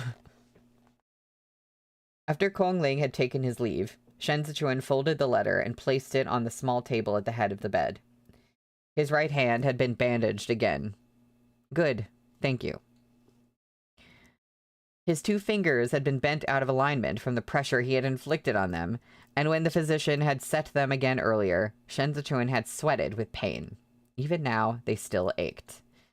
Well, I'm sorry that was your doing. I guess you couldn't strangle him as strongly with your left hand, I guess. I mean, yeah, if you're right-handed, you can strangle someone better with your dominant hand, but, like, I don't know. Oh, Blue, you said they're not unnecessary risks, so he didn't lie. I guess that's a fair point. But he have to use his right hand, though. Outside, it was pouring, as though the rain had come to cleanse the streets on behalf of Duanzhou. There were many matters to which Shen Zichuan had yet to attend, but he didn't move from where he'd leaned back against the pillow. He didn't wish to see anyone save Xiao Qie. But Xiao Qie did not return, though he waited for over an hour. Eventually, he drifted off to sleep. When he next woke, it was due to the heat. He found he'd been shifted more comfortably down into the bed. The sky was murky and bleak, filled with the urgent howls of wind and rain. He cocked his head to see Xiao Qie sitting at the edge of the bed, reading the letter Shen Zichuan had left on the table by candlelight. The moment he saw him, Shen Zichuan started to ache all over. Having just woken up, he was too lazy to move, so he clung dazedly to the pillow. His foot under the blanket slid over to make light contact with Xiaoqia's calf. Oh, Xiaoqia's mad. Xiaoqia ignored him. Shen Zichuan pushed himself up to sitting and peered over at the letter, then explained in a hoarse voice. It's from Yuan Zhuo. I need to reply to him so he can get Gao Zhongxiong to write a statement immediately. We have to make it clear to Qidong that Tizhou deployed troops here to fight the Biansha horsemen. Xiaoqia looked at him sidelong, then folded the letter and tossed it aside. He said nothing. Shen Zichuan took this chance to lie on Xiaoqia's arm and bury his head there. So on. I'll return to Tizhou with you in a few days. Xiaoqia finally lowered his eyes to look at Shen Zichuan. Let's see. You broke your fingers and you jumped off a building. Jigong Shifu is going to have to lash me until the horsewhip breaks. Don't, Shen Zichuan said, voice muffled. Xiaoqia fell silent. Shen Zichuan nuzzled his face against Xiaoqia's arm and murmured, Ah yeah. Xiaoqia felt Shen Zichuan truly deserved to be chastised this time. He was determined not to fall for sweet talk, so he used his free hand to grab the back of Shen Zichuan's collar and lift him off his arm. Who's Aya? No such person. Xiaoqia covered Shen Zichuan with the blanket and blew out the candle. Without touching him, he turned his back and lay down, fully clothed. He could still feel the panic of sprinting to catch Shen Zichuan as he fell. He'd run with everything he had, as though his life depended on it. Even had there been a mountain of swords or a sea of flames before him, he wouldn't have given them a second glance. He was already about to die from the wounds Shen Zichuan was dealing to his heart. Oh, man. Shen Zichuan peeled off the blanket and nudged Xiaoqia's back, then slowly made his way up to lean on his shoulder and put his brow against his temple. I can't fall asleep if you aren't holding me. Xiaoqia lay down flat and grabbed Shen Zichuan around the waist to drag him onto his body, then held him aloft. Shen Zichuan looked at him, and he looked back at Shen Zichuan. Xiaoqia's grip was like iron. Shen Zichuan couldn't move. So go ahead and sleep, Xiaoqia said. This is a little uncomfortable. Shen Zichuan glanced down at himself. It's hard to hold this position. Is it? Xiaoqia said with the shadow of a smile. I've been holding my breath with worry all this time. Shen Zichuan laid his palm on Xiaoqia's chest and rubbed it. Xiaoqia lifted him to arm's length. No touching, I'm angry. At least he communicates it. Communicating kings. I guess. Shen Zichuan was like a downtrodden cat. Xiaoqia holding him up while Shen Zichuan brandished his paws to scratch teasingly at Xiaoqia's chest. This is the kitten. Oh, I'm supposed to drink to chest. I guess I have to drink like twice now.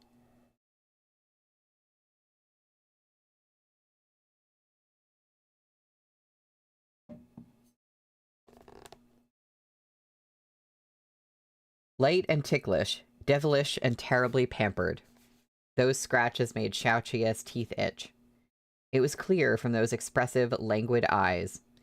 This man was planning to boldly act as if none of what had happened was his own fault. Sure, he could get away with it. Though Xiaoqia was still miffed, the drag of those fingers slowly wore his anger down to nothing.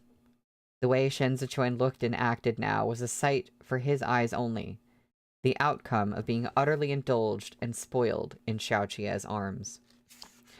Xiaoqia knew this, but he didn't intend to let Shen Zichuan's indiscretions go unpunished. Are you brushing the dust off me? Xiaoqia asked mercilessly. It's been 2 days since I last bathed. That's the end of the chapter. There's one more chapter for today. We might go late. I've just been blabbing a lot this stream, but that's okay. We're on page 313 for chapter 176, which is called Breaking Waves. Xiao Qie had ridden south from border camp to join the Suzhou garrison troops at the boundary of Li Bei. Instead of continuing south, he had chosen the same route as Shen Zichuan and made a detour west of Dunzhou. The troops could only march at night to avoid the eyes of King Yi of Fanzhou, but fortunately, he had made it in the nick of time. Shen Zichuan leaned over to sniff Xiao Qie. Wait, no, that's so funny. He's like, I've got to take a bath. I'm stinky. And Shen Zichuan is like, I'm going to sniff you. Refusing to indulge him, Xiao Qie tried to lift him away again. Shen Zichuan clutched at the front of his clothes in retaliation. Xiao Qie was painfully conscious of Shen Zichuan's bandaged right hand, and worried he would worsen the injury if he exerted any force. He had no choice but to lower Shen Zichuan back down, and let him sniff to his heart's content. It's been 2 days since I bathed, too. Shen Zichuan pressed a knee against Xiao Qie, and sank into the bedding to drape himself over him. Let's bathe together. Rain pattered on the eaves, as if scouring the roof with countless tiny brushes. Xiao Qie lay back to offer his chest to Shen Zichuan, and Shen Zichuan settled on it.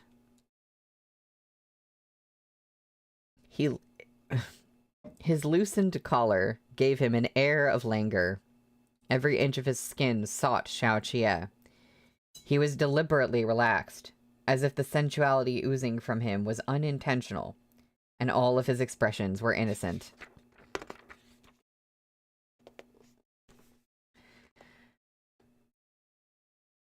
Shen Zichuan had the ability to turn his every exhalation into soft murmurs. In Xiao Qie's eyes, he was a natural beauty. Those eyes of his skimmed over Xiao Qie's heart, the same way his warm fingertips grazed the surface of the lake in Xiao Qie's soul, stirring up a trail of ripples. There were moments in bed when he would plead. When he could no longer bear it, he would tearfully call out every one of Xiao Qie's names. Yet even the way he begged was intoxicating. They had always been naturally in sync with one another, with the ability to read each slight moan and whimper that passed between them. The unparalleled ecstasy they shared derived from the way they fit so perfectly together. If Xiao Qie wanted to hold his ground against a lover like this, he had to be a wall, one that could stand firm against all oncoming waves. Sure, Xiao Qie's tone shifted as he said flippantly, I'll bathe with you. Shen Zichuan found the look in those eyes slightly ominous. Dunzhou was located far to the east, where the days grew cold quickly in autumn. The bathhouses within Tianji Courtyard were unlike those in Chudu with windows. Instead, they were sturdily built, fully enclosed rooms. Inside, the bathing facilities were not only comprehensive, but varied and fanciful. Warm, humid mist assailed the bather the moment the door opened and the bamboo blinds came up. Even before Shen Zichuan had been completely stripped of his clothes, he was soaking in the water. Under the pretense of keeping his wound dry, Xiao Qie had bound both his wrists with a waist sash, and conveniently hung them up on a small rack beside the pool. He had even selected a tiny golden bell from the wicker basket for Shen Zichuan, which he tied to Shen Zichuan's bonds. Whenever Shen Zichuan moved, the bell rang, crisp and clear. Shen Zichuan's clothes were soaked through. He found the heat in the bathhouse unbearable, but at the moment, he was too preoccupied to care. The tips of his ears had gone crimson, making a stark contrast with the jade earring, which seemed particularly pale and delicate in comparison. Xiaoqia crouched down before him, bare-chested, and hoisted Shen Zichuan's legs onto his shoulders. "Since you can't seem to remember a word I say," Xiaoqia said, wiping a small blade clean with a handkerchief, "I'll have to drill it into you with a lesson." Shen Zichuan's toes curled as he called out, eyes shut, "Xiao on." "Hmm?" Xiaoqia's attention was on his hands. "Who are you calling for?" The chill of the blade against his skin jolted Shen Zichuan into opening his eyes. Shame burned in them. "I hate you to death." Xiaoqia flicked him a glance. "I hate you to death, too." How do they make saying that cute? How do they... and I know... Okay, I have the tiniest inkling of what happens here. I knew there was something in this book with... Well, I won't say it yet, but there was something in this book like this. I didn't know how it was gonna go down, though. And it was... I wasn't like, ugh, I've been spoiled. I was just more like, what? But let's continue. Feeling the friction of the small blade as it scraped over him, Shen Zichuan trembled. The water was hot, while the blade was cool, and the sensation of that coolness traversing every inch of him was agonizingly distinct and clear. He couldn't bear it, and he couldn't bring himself to look down. He looked nowhere but at Xiaoqia. This gaze was truly too pitiful. This was the first time Xiaoqia had ever seen it. And he had the urge to grab a brush and capture the moment in ink and paper without delay. He had still been upset even as he got into the water, but now he started to laugh. Xiaoqia had never done anything like this before. It was his first time, so his hands were careful as he shaved all the areas he ought until not a hair was left. I'm trying to... there's art, and I'm trying to not look at the art all the way until I'm done reading this part. This art, I don't know, this art might be art that we need to look at in Discord only.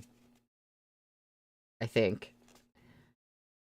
Shen Zichuan's back was still pressed to the wall of the pool, and these vastly disparate sensations drained him of his entire life's worth of composure.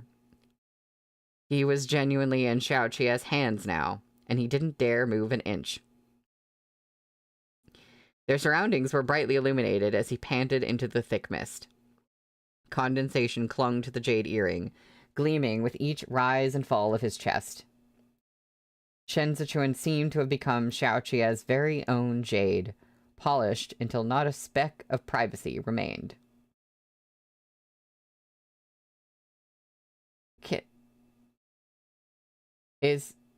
So, are we... Because they're not saying... Is he shaving his balls? Or is it just like he's shaving him in general, and that alone is enough to kind of be... yeah, okay, the jade polishing. Yeah, okay. I was like, that's gotta be it, right? Or just everything? Including... I don't...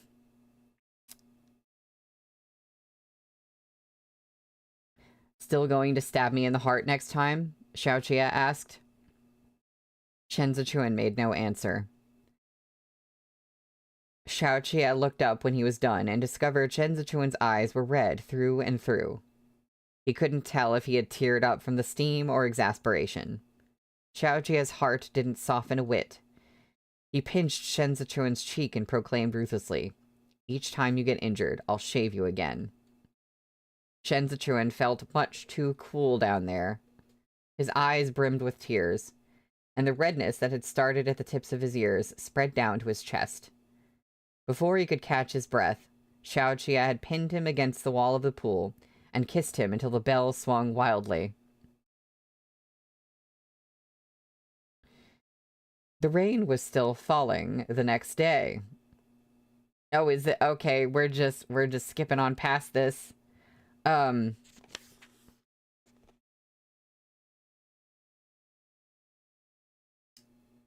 Yeah, I think this is Discord art. I don't think this is stream art. Even though it's like a little bit a little bit different. Oh, you can see Xiaoqia's thumb ring. Okay, yeah. The it'll be on the Discord later.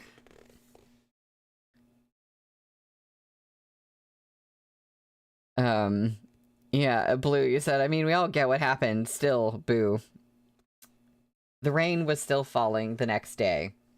Shen Zichuan had gotten a rare good night's sleep. When Xiaoqia dressed and slipped on wooden clogs to leave the inner chamber, Chen Yang was waiting under the eaves. Instead of discussing work here, Xiaoqia stepped out onto the walkway and made his way to a room a little distance away. Following him in, Chen Yang raised the bamboo blinds to disperse some of the stuffiness inside. He turned to Xiaoqia and presented a register of names. The Biansha horsemen we took prisoner number 2,300 men. They're being held in the Dunzhou prison under watch of the Suzhou garrison troops. Xiaoqia flipped through the book without sitting and asked, his back to the light, "Where is Lei Jingzhe?" "Dead." Chen Yang paused. "He was dead long before we dug him out of the ruins. Based on his injuries, he died of strangulation." Xiaoqia set the book down. He recalled the injury on Shen Zichuan's right hand. After standing in silence for a while, he said, "Don't wait until you return to Suzhou. It'll be too late. Write a letter now and have it sent to Qidong post-haste. Use my personal seal." At this point, he paused again and turned around. "No, affix Lanzhou's seal." This was a matter concerning Zhongbo. Personal relationships ought not factor into these discussions with Qi Juyin. The Grand Marshal had already done her part as a friend in taking care of Lu Pingyan on Lu Guangbai's behalf. Xiaoqia's personal seal represented Li Bei, and if they continued asking her for favors, it would become a debt they couldn't repay. Moreover, Shen Zichuan was the one in charge of Suzhou. As the commanding general of Li Bei, affixing his own seal to any missive would only diminish Shen Zichuan's authority and prestige. Shen Zichuan would have to deal with Qi Juyin often in the future, and it would be inconvenient for both parties if they had to take Xiaoqia into consideration every time.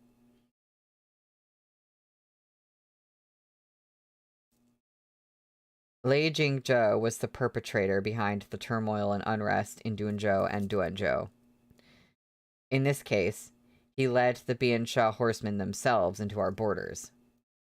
Li Bei and Suzhou joined forces to defeat the enemy. "We fought the Biansha for the sake of the commoners of Zhongbo," Chen Yang said smoothly. "Even if news of this incident should spread to Chudu, we are not in the wrong." "We are not in the wrong only because Chudu has no soldiers," Xiaoqia said. "Otherwise, there would be tens of thousands of charges slapped onto Lanzhou. But just as a cornered dog will jump over a wall, a desperate man will resort to drastic measures.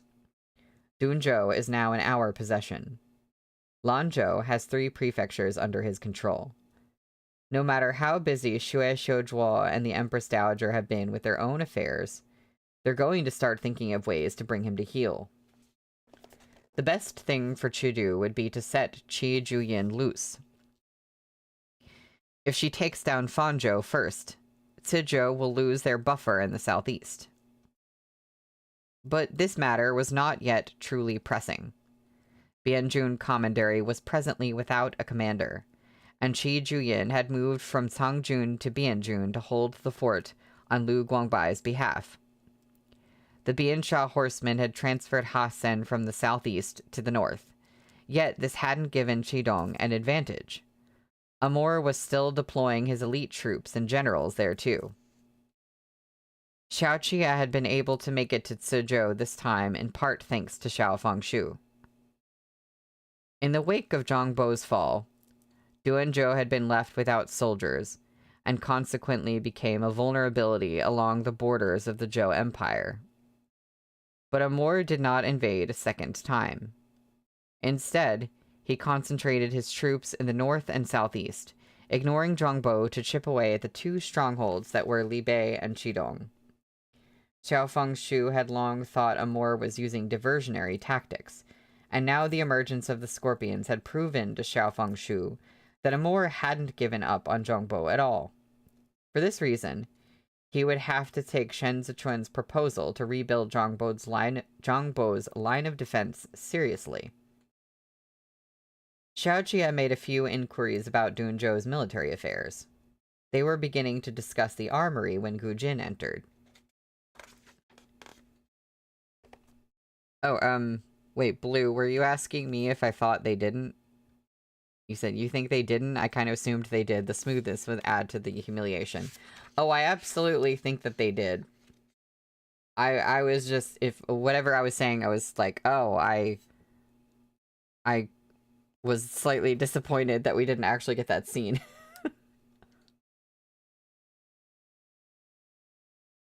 Oh, okay. My bad.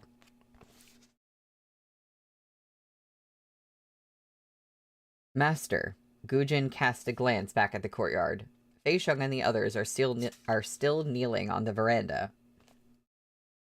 Turning his head, Xiao Qia looked at the overlapping shadows through the window lattice. He did not answer. Not daring to bring it up again, Gujin retreated to the side.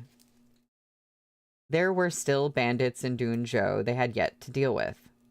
For the moment, the 15,000 men Xiao Qia had brought were enough to keep them in check with their mere presence. Liu Er's knees had almost buckled when he saw Xiao Qia. With Lei Jingzhe dead, the old man wouldn't dare hatch any more plans. But he was ultimately far from an upright citizen, and Xiao Qia had no intention of letting him hang around. He sent Liu Er to Kongling for him to make the necessary arrangements. As for the Dunzhou armory, Xiao Qia didn't lay a finger on it. They still had plans to use this place after conquering it. He busied himself until noon before remembering Shen Zichuan was still asleep. He returned to the room for a look and saw he was now out of bed, standing under the eaves, listening to Kongling's reports. Upon seeing Xiao Qia, Shen Zichuan silently averted his gaze. Xiao Qia let it lie. He'd gone too far in bullying Shen Zichuan yesterday, and he could tell Shen Zichuan hadn't gotten over it. It had been an early morning. Xiao Qia passed by and lifted the curtains to enter the empty inner chamber, where he took the chance to catch a nap while he had free time. When he awoke, Shen Zichuan was sitting at the desk, looking at Suzhou's case files. Hey, case file mentioned.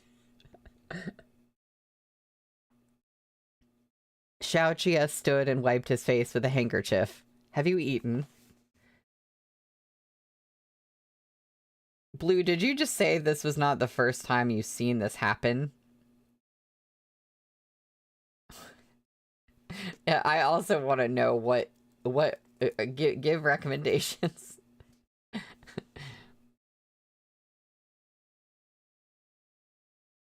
No, Shen Zichuan's voice was low. He wanted to laugh, finding Lanzhou rather pitiable. No doubt he was unaccustomed to being smooth down there, although the way he sat so primly was unexpectedly a little seductive. Xiao Qia sat down on the other side of the desk and propped a leg over his knee before drawling. Let's call for some food. We can have a bite. Shen Zichuan set his brush down. He looked like he was about to speak when someone entered the outer chamber. Chen Yang stopped outside the bamboo curtain. Master, Lao Hu is here. Only then did Xiao Qia remember he had asked Chen Yang to summon Tantai Hu before he took his nap. There was something he wanted to ask him in Shen Zichuan's presence. He straightened up slightly. Let him in. Across the desk, Shen Zichuan suddenly mouthed, Don't. Xiao Qia shot him a questioning look, but Shen Zichuan ignored him. Outside, Tantai Hu had already crossed the threshold and was waiting for Xiao Qia to summon him to the inner chamber.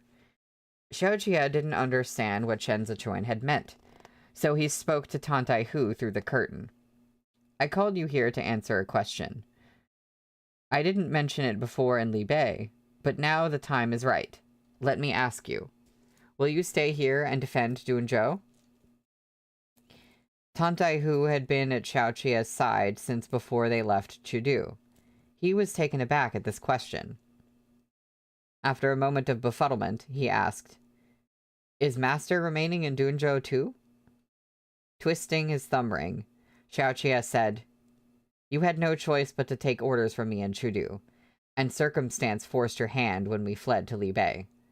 Things are different now. I'd like you to assume sole responsibility. Xiaoqia, glancing down, saw Shen Zichuan had crawled toward him under the desk. Realizing this boded ill, he reached for Shen Zichuan's head to stop him. Shen Zichuan... I was not... This is not where I thought he was going. Where I thought we were going. I thought... Henry, I need you to know it's translating your comments again that do not need to be commented, and I literally do not understand. Your original comment says, yay, with 2 Y's, and the translation says yes. Anyway, I back up. I'm glad I wasn't spoiled for this, because I was not prepared for this. Okay, let me try that again. Realizing this boded ill, he reached for Shen Zichuan's head to stop him. Shen Zichuan, mouth already occupied, bit down. Xiaoqia felt the stab of pain, but didn't make a sound. Outside, Tantai Hu had honed in on the key point and was becoming agitated. Does Master not want me to return to Li Bei?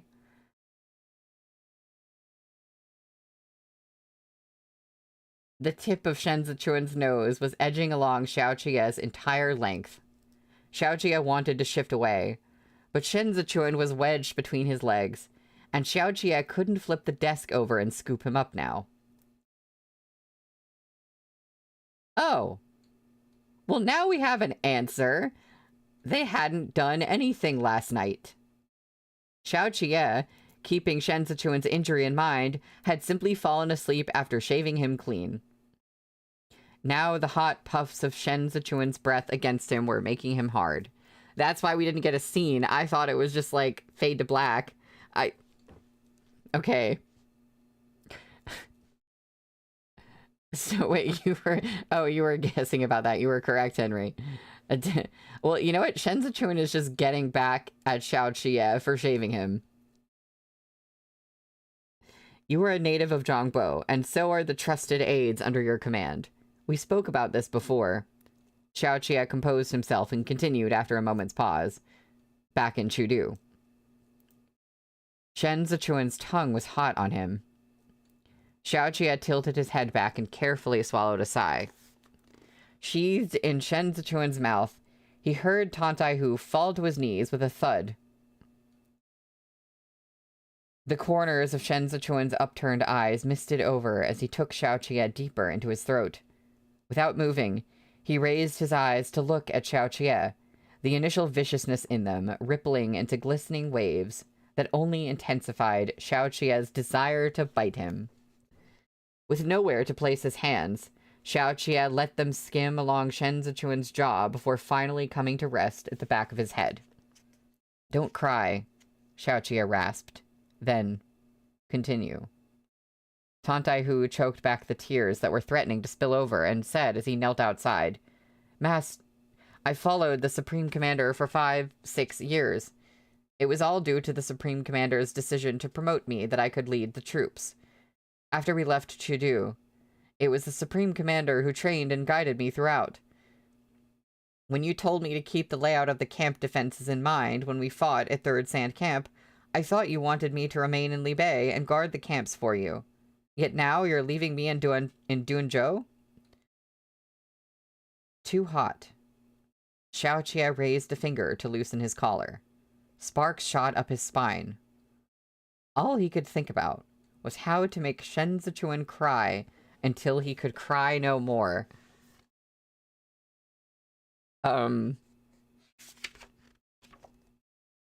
That's the end of the chapter. That's where we stop for today. The good news is we come back on Monday, and next week is just our regular schedule. Henry, why does it keep translating you? It keeps my whatever Google, YouTube, I don't know what thing, it keeps translating you in way, like, I don't even understand how, why it's doing it. Like, your he turned into haha. Like, I don't get it. Yeah, time and place, Blue.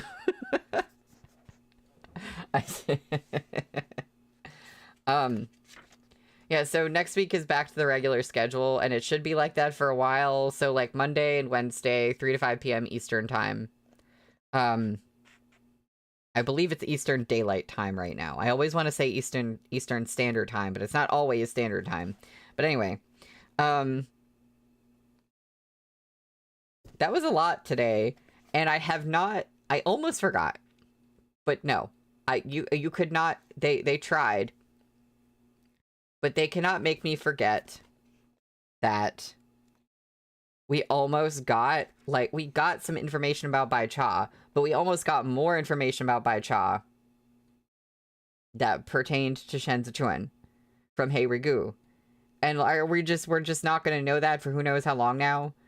I've not forgotten my rage. They tried. Yeah, they tried. It's only happening to Henry, the translation thing. Which is, I don't know why. So when we come back on Monday, we will be on chapter 177, which is called Torrential Rain. We just had Breaking Waves, and we see where that got us, and now we have Torrential Rain. You know what I'm saying?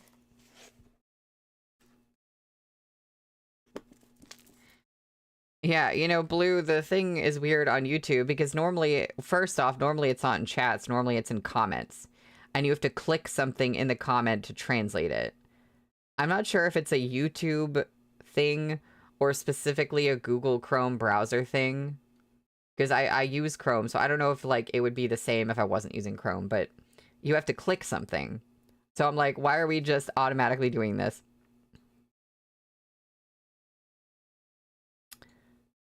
Oh, you use Chrome too. Yeah, Blue, I don't know. You know, the other thing too, YouTube will have, like, certain changes that they make, and they'll test them. So, like, they'll release it, but it won't be, like, everybody won't have the thing at first, and they'll test it out, and then they'll, like, bring it out to everybody later. So maybe it's something like that, but I don't know why in God's name it's doing that. They need to bring it back. They need to, I need to, I need to complain at them. They bring that one back to the drawing board. That's been, like, a lot of things too. Like when they changed the chat to usernames instead of display names, that was confusing. Yes, Henry, exactly what I just said. Vase, it all looks normal on your end. Yeah, they must be just, maybe they're just testing it on a few people right now. I don't know. This is one of those streams where I really want to keep reading because I really want to know what happens next, but unfortunately I cannot do that. So thank you all for being here for a very eventful stream. I can't believe I'm saying this, but next week is our last stream of this volume. And like I said, we got the barest hint of Qi Juyan and Hua Xiangyi. I need them to come back in the end of the volume. Please, they need to be there because this is their book. This is their cover. So they better be there. Yes, because this is stream number 6, so we have 7 and 8 next week. And then that's it for this volume. So yeah, I will see y'all on Monday. I'm very excited to see what happens next. Oh, the Nanshan announcement.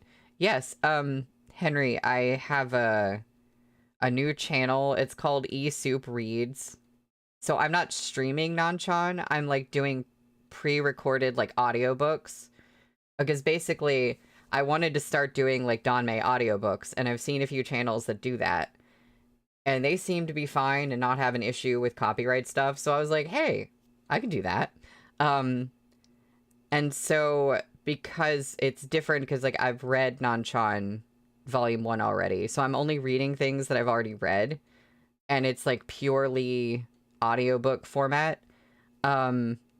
Henry, today you were going to ask if I do a reading channel. Oh my goodness. Also, I have to make it clear that this was not like I know it's different anyway, but Brittany made her announcement about like switching the reading streams to a reading only channel, and I had been stewing on this idea in my head for like a long time. So I like, she made that announcement and I was like, oh dang it, I was just about to do the thing. It's not about, I'm not stealing her thunder. Yeah, it's eSoup Reads, and like that's actually, let me just put it here. I actually managed to get the username that I wanted. You manifested Soup Reads. Oh, you need that on a shirt? That'll be the second t-shirt design that we get. I still need to do something with the first design that y'all made for me. Yeah, no problem. Yeah, so I've already released the first 2 chapters of Nanchan, and for now I'm gonna probably do 1 video a week. And chapters in Rosme books are long, so that 2 chapters is like 2 hours. Our goatees are shaking in anticipation. Yeah. So watch that space. There will be more there. And I thought about this, but I don't have to make this decision for a while. But my thought was, when I'm done with both this book and Case File, like completely done with them, should I move the reading streams over to that other channel as well? And I wouldn't do it now because I don't want to break up a series between 2 channels. It needs to like be in the same place. But like when I'm done with those, I'm like, well, could I move the new stuff over there? And I'm not sure yet if I want to do that or not. But maybe. I guess everyone can help me decide that eventually. Maybe I'll put out a poll or something. That reminds me, I'll probably put out a poll when it gets closer to time for me to figure out what I'm gonna read between volume 7 and 8 of this series. Because there's a few contenders. Either the first 2 of Scum Villain, or I read River Bay Road. There might be, I forget if there was one other contender. I think that's it. But I'm not sure yet which I want to do. So when we get closer to that time, I will put out a poll for that. Oh, thank you, Henry. All right, now I'm going to actually go, and I will see y'all on Monday. Bye.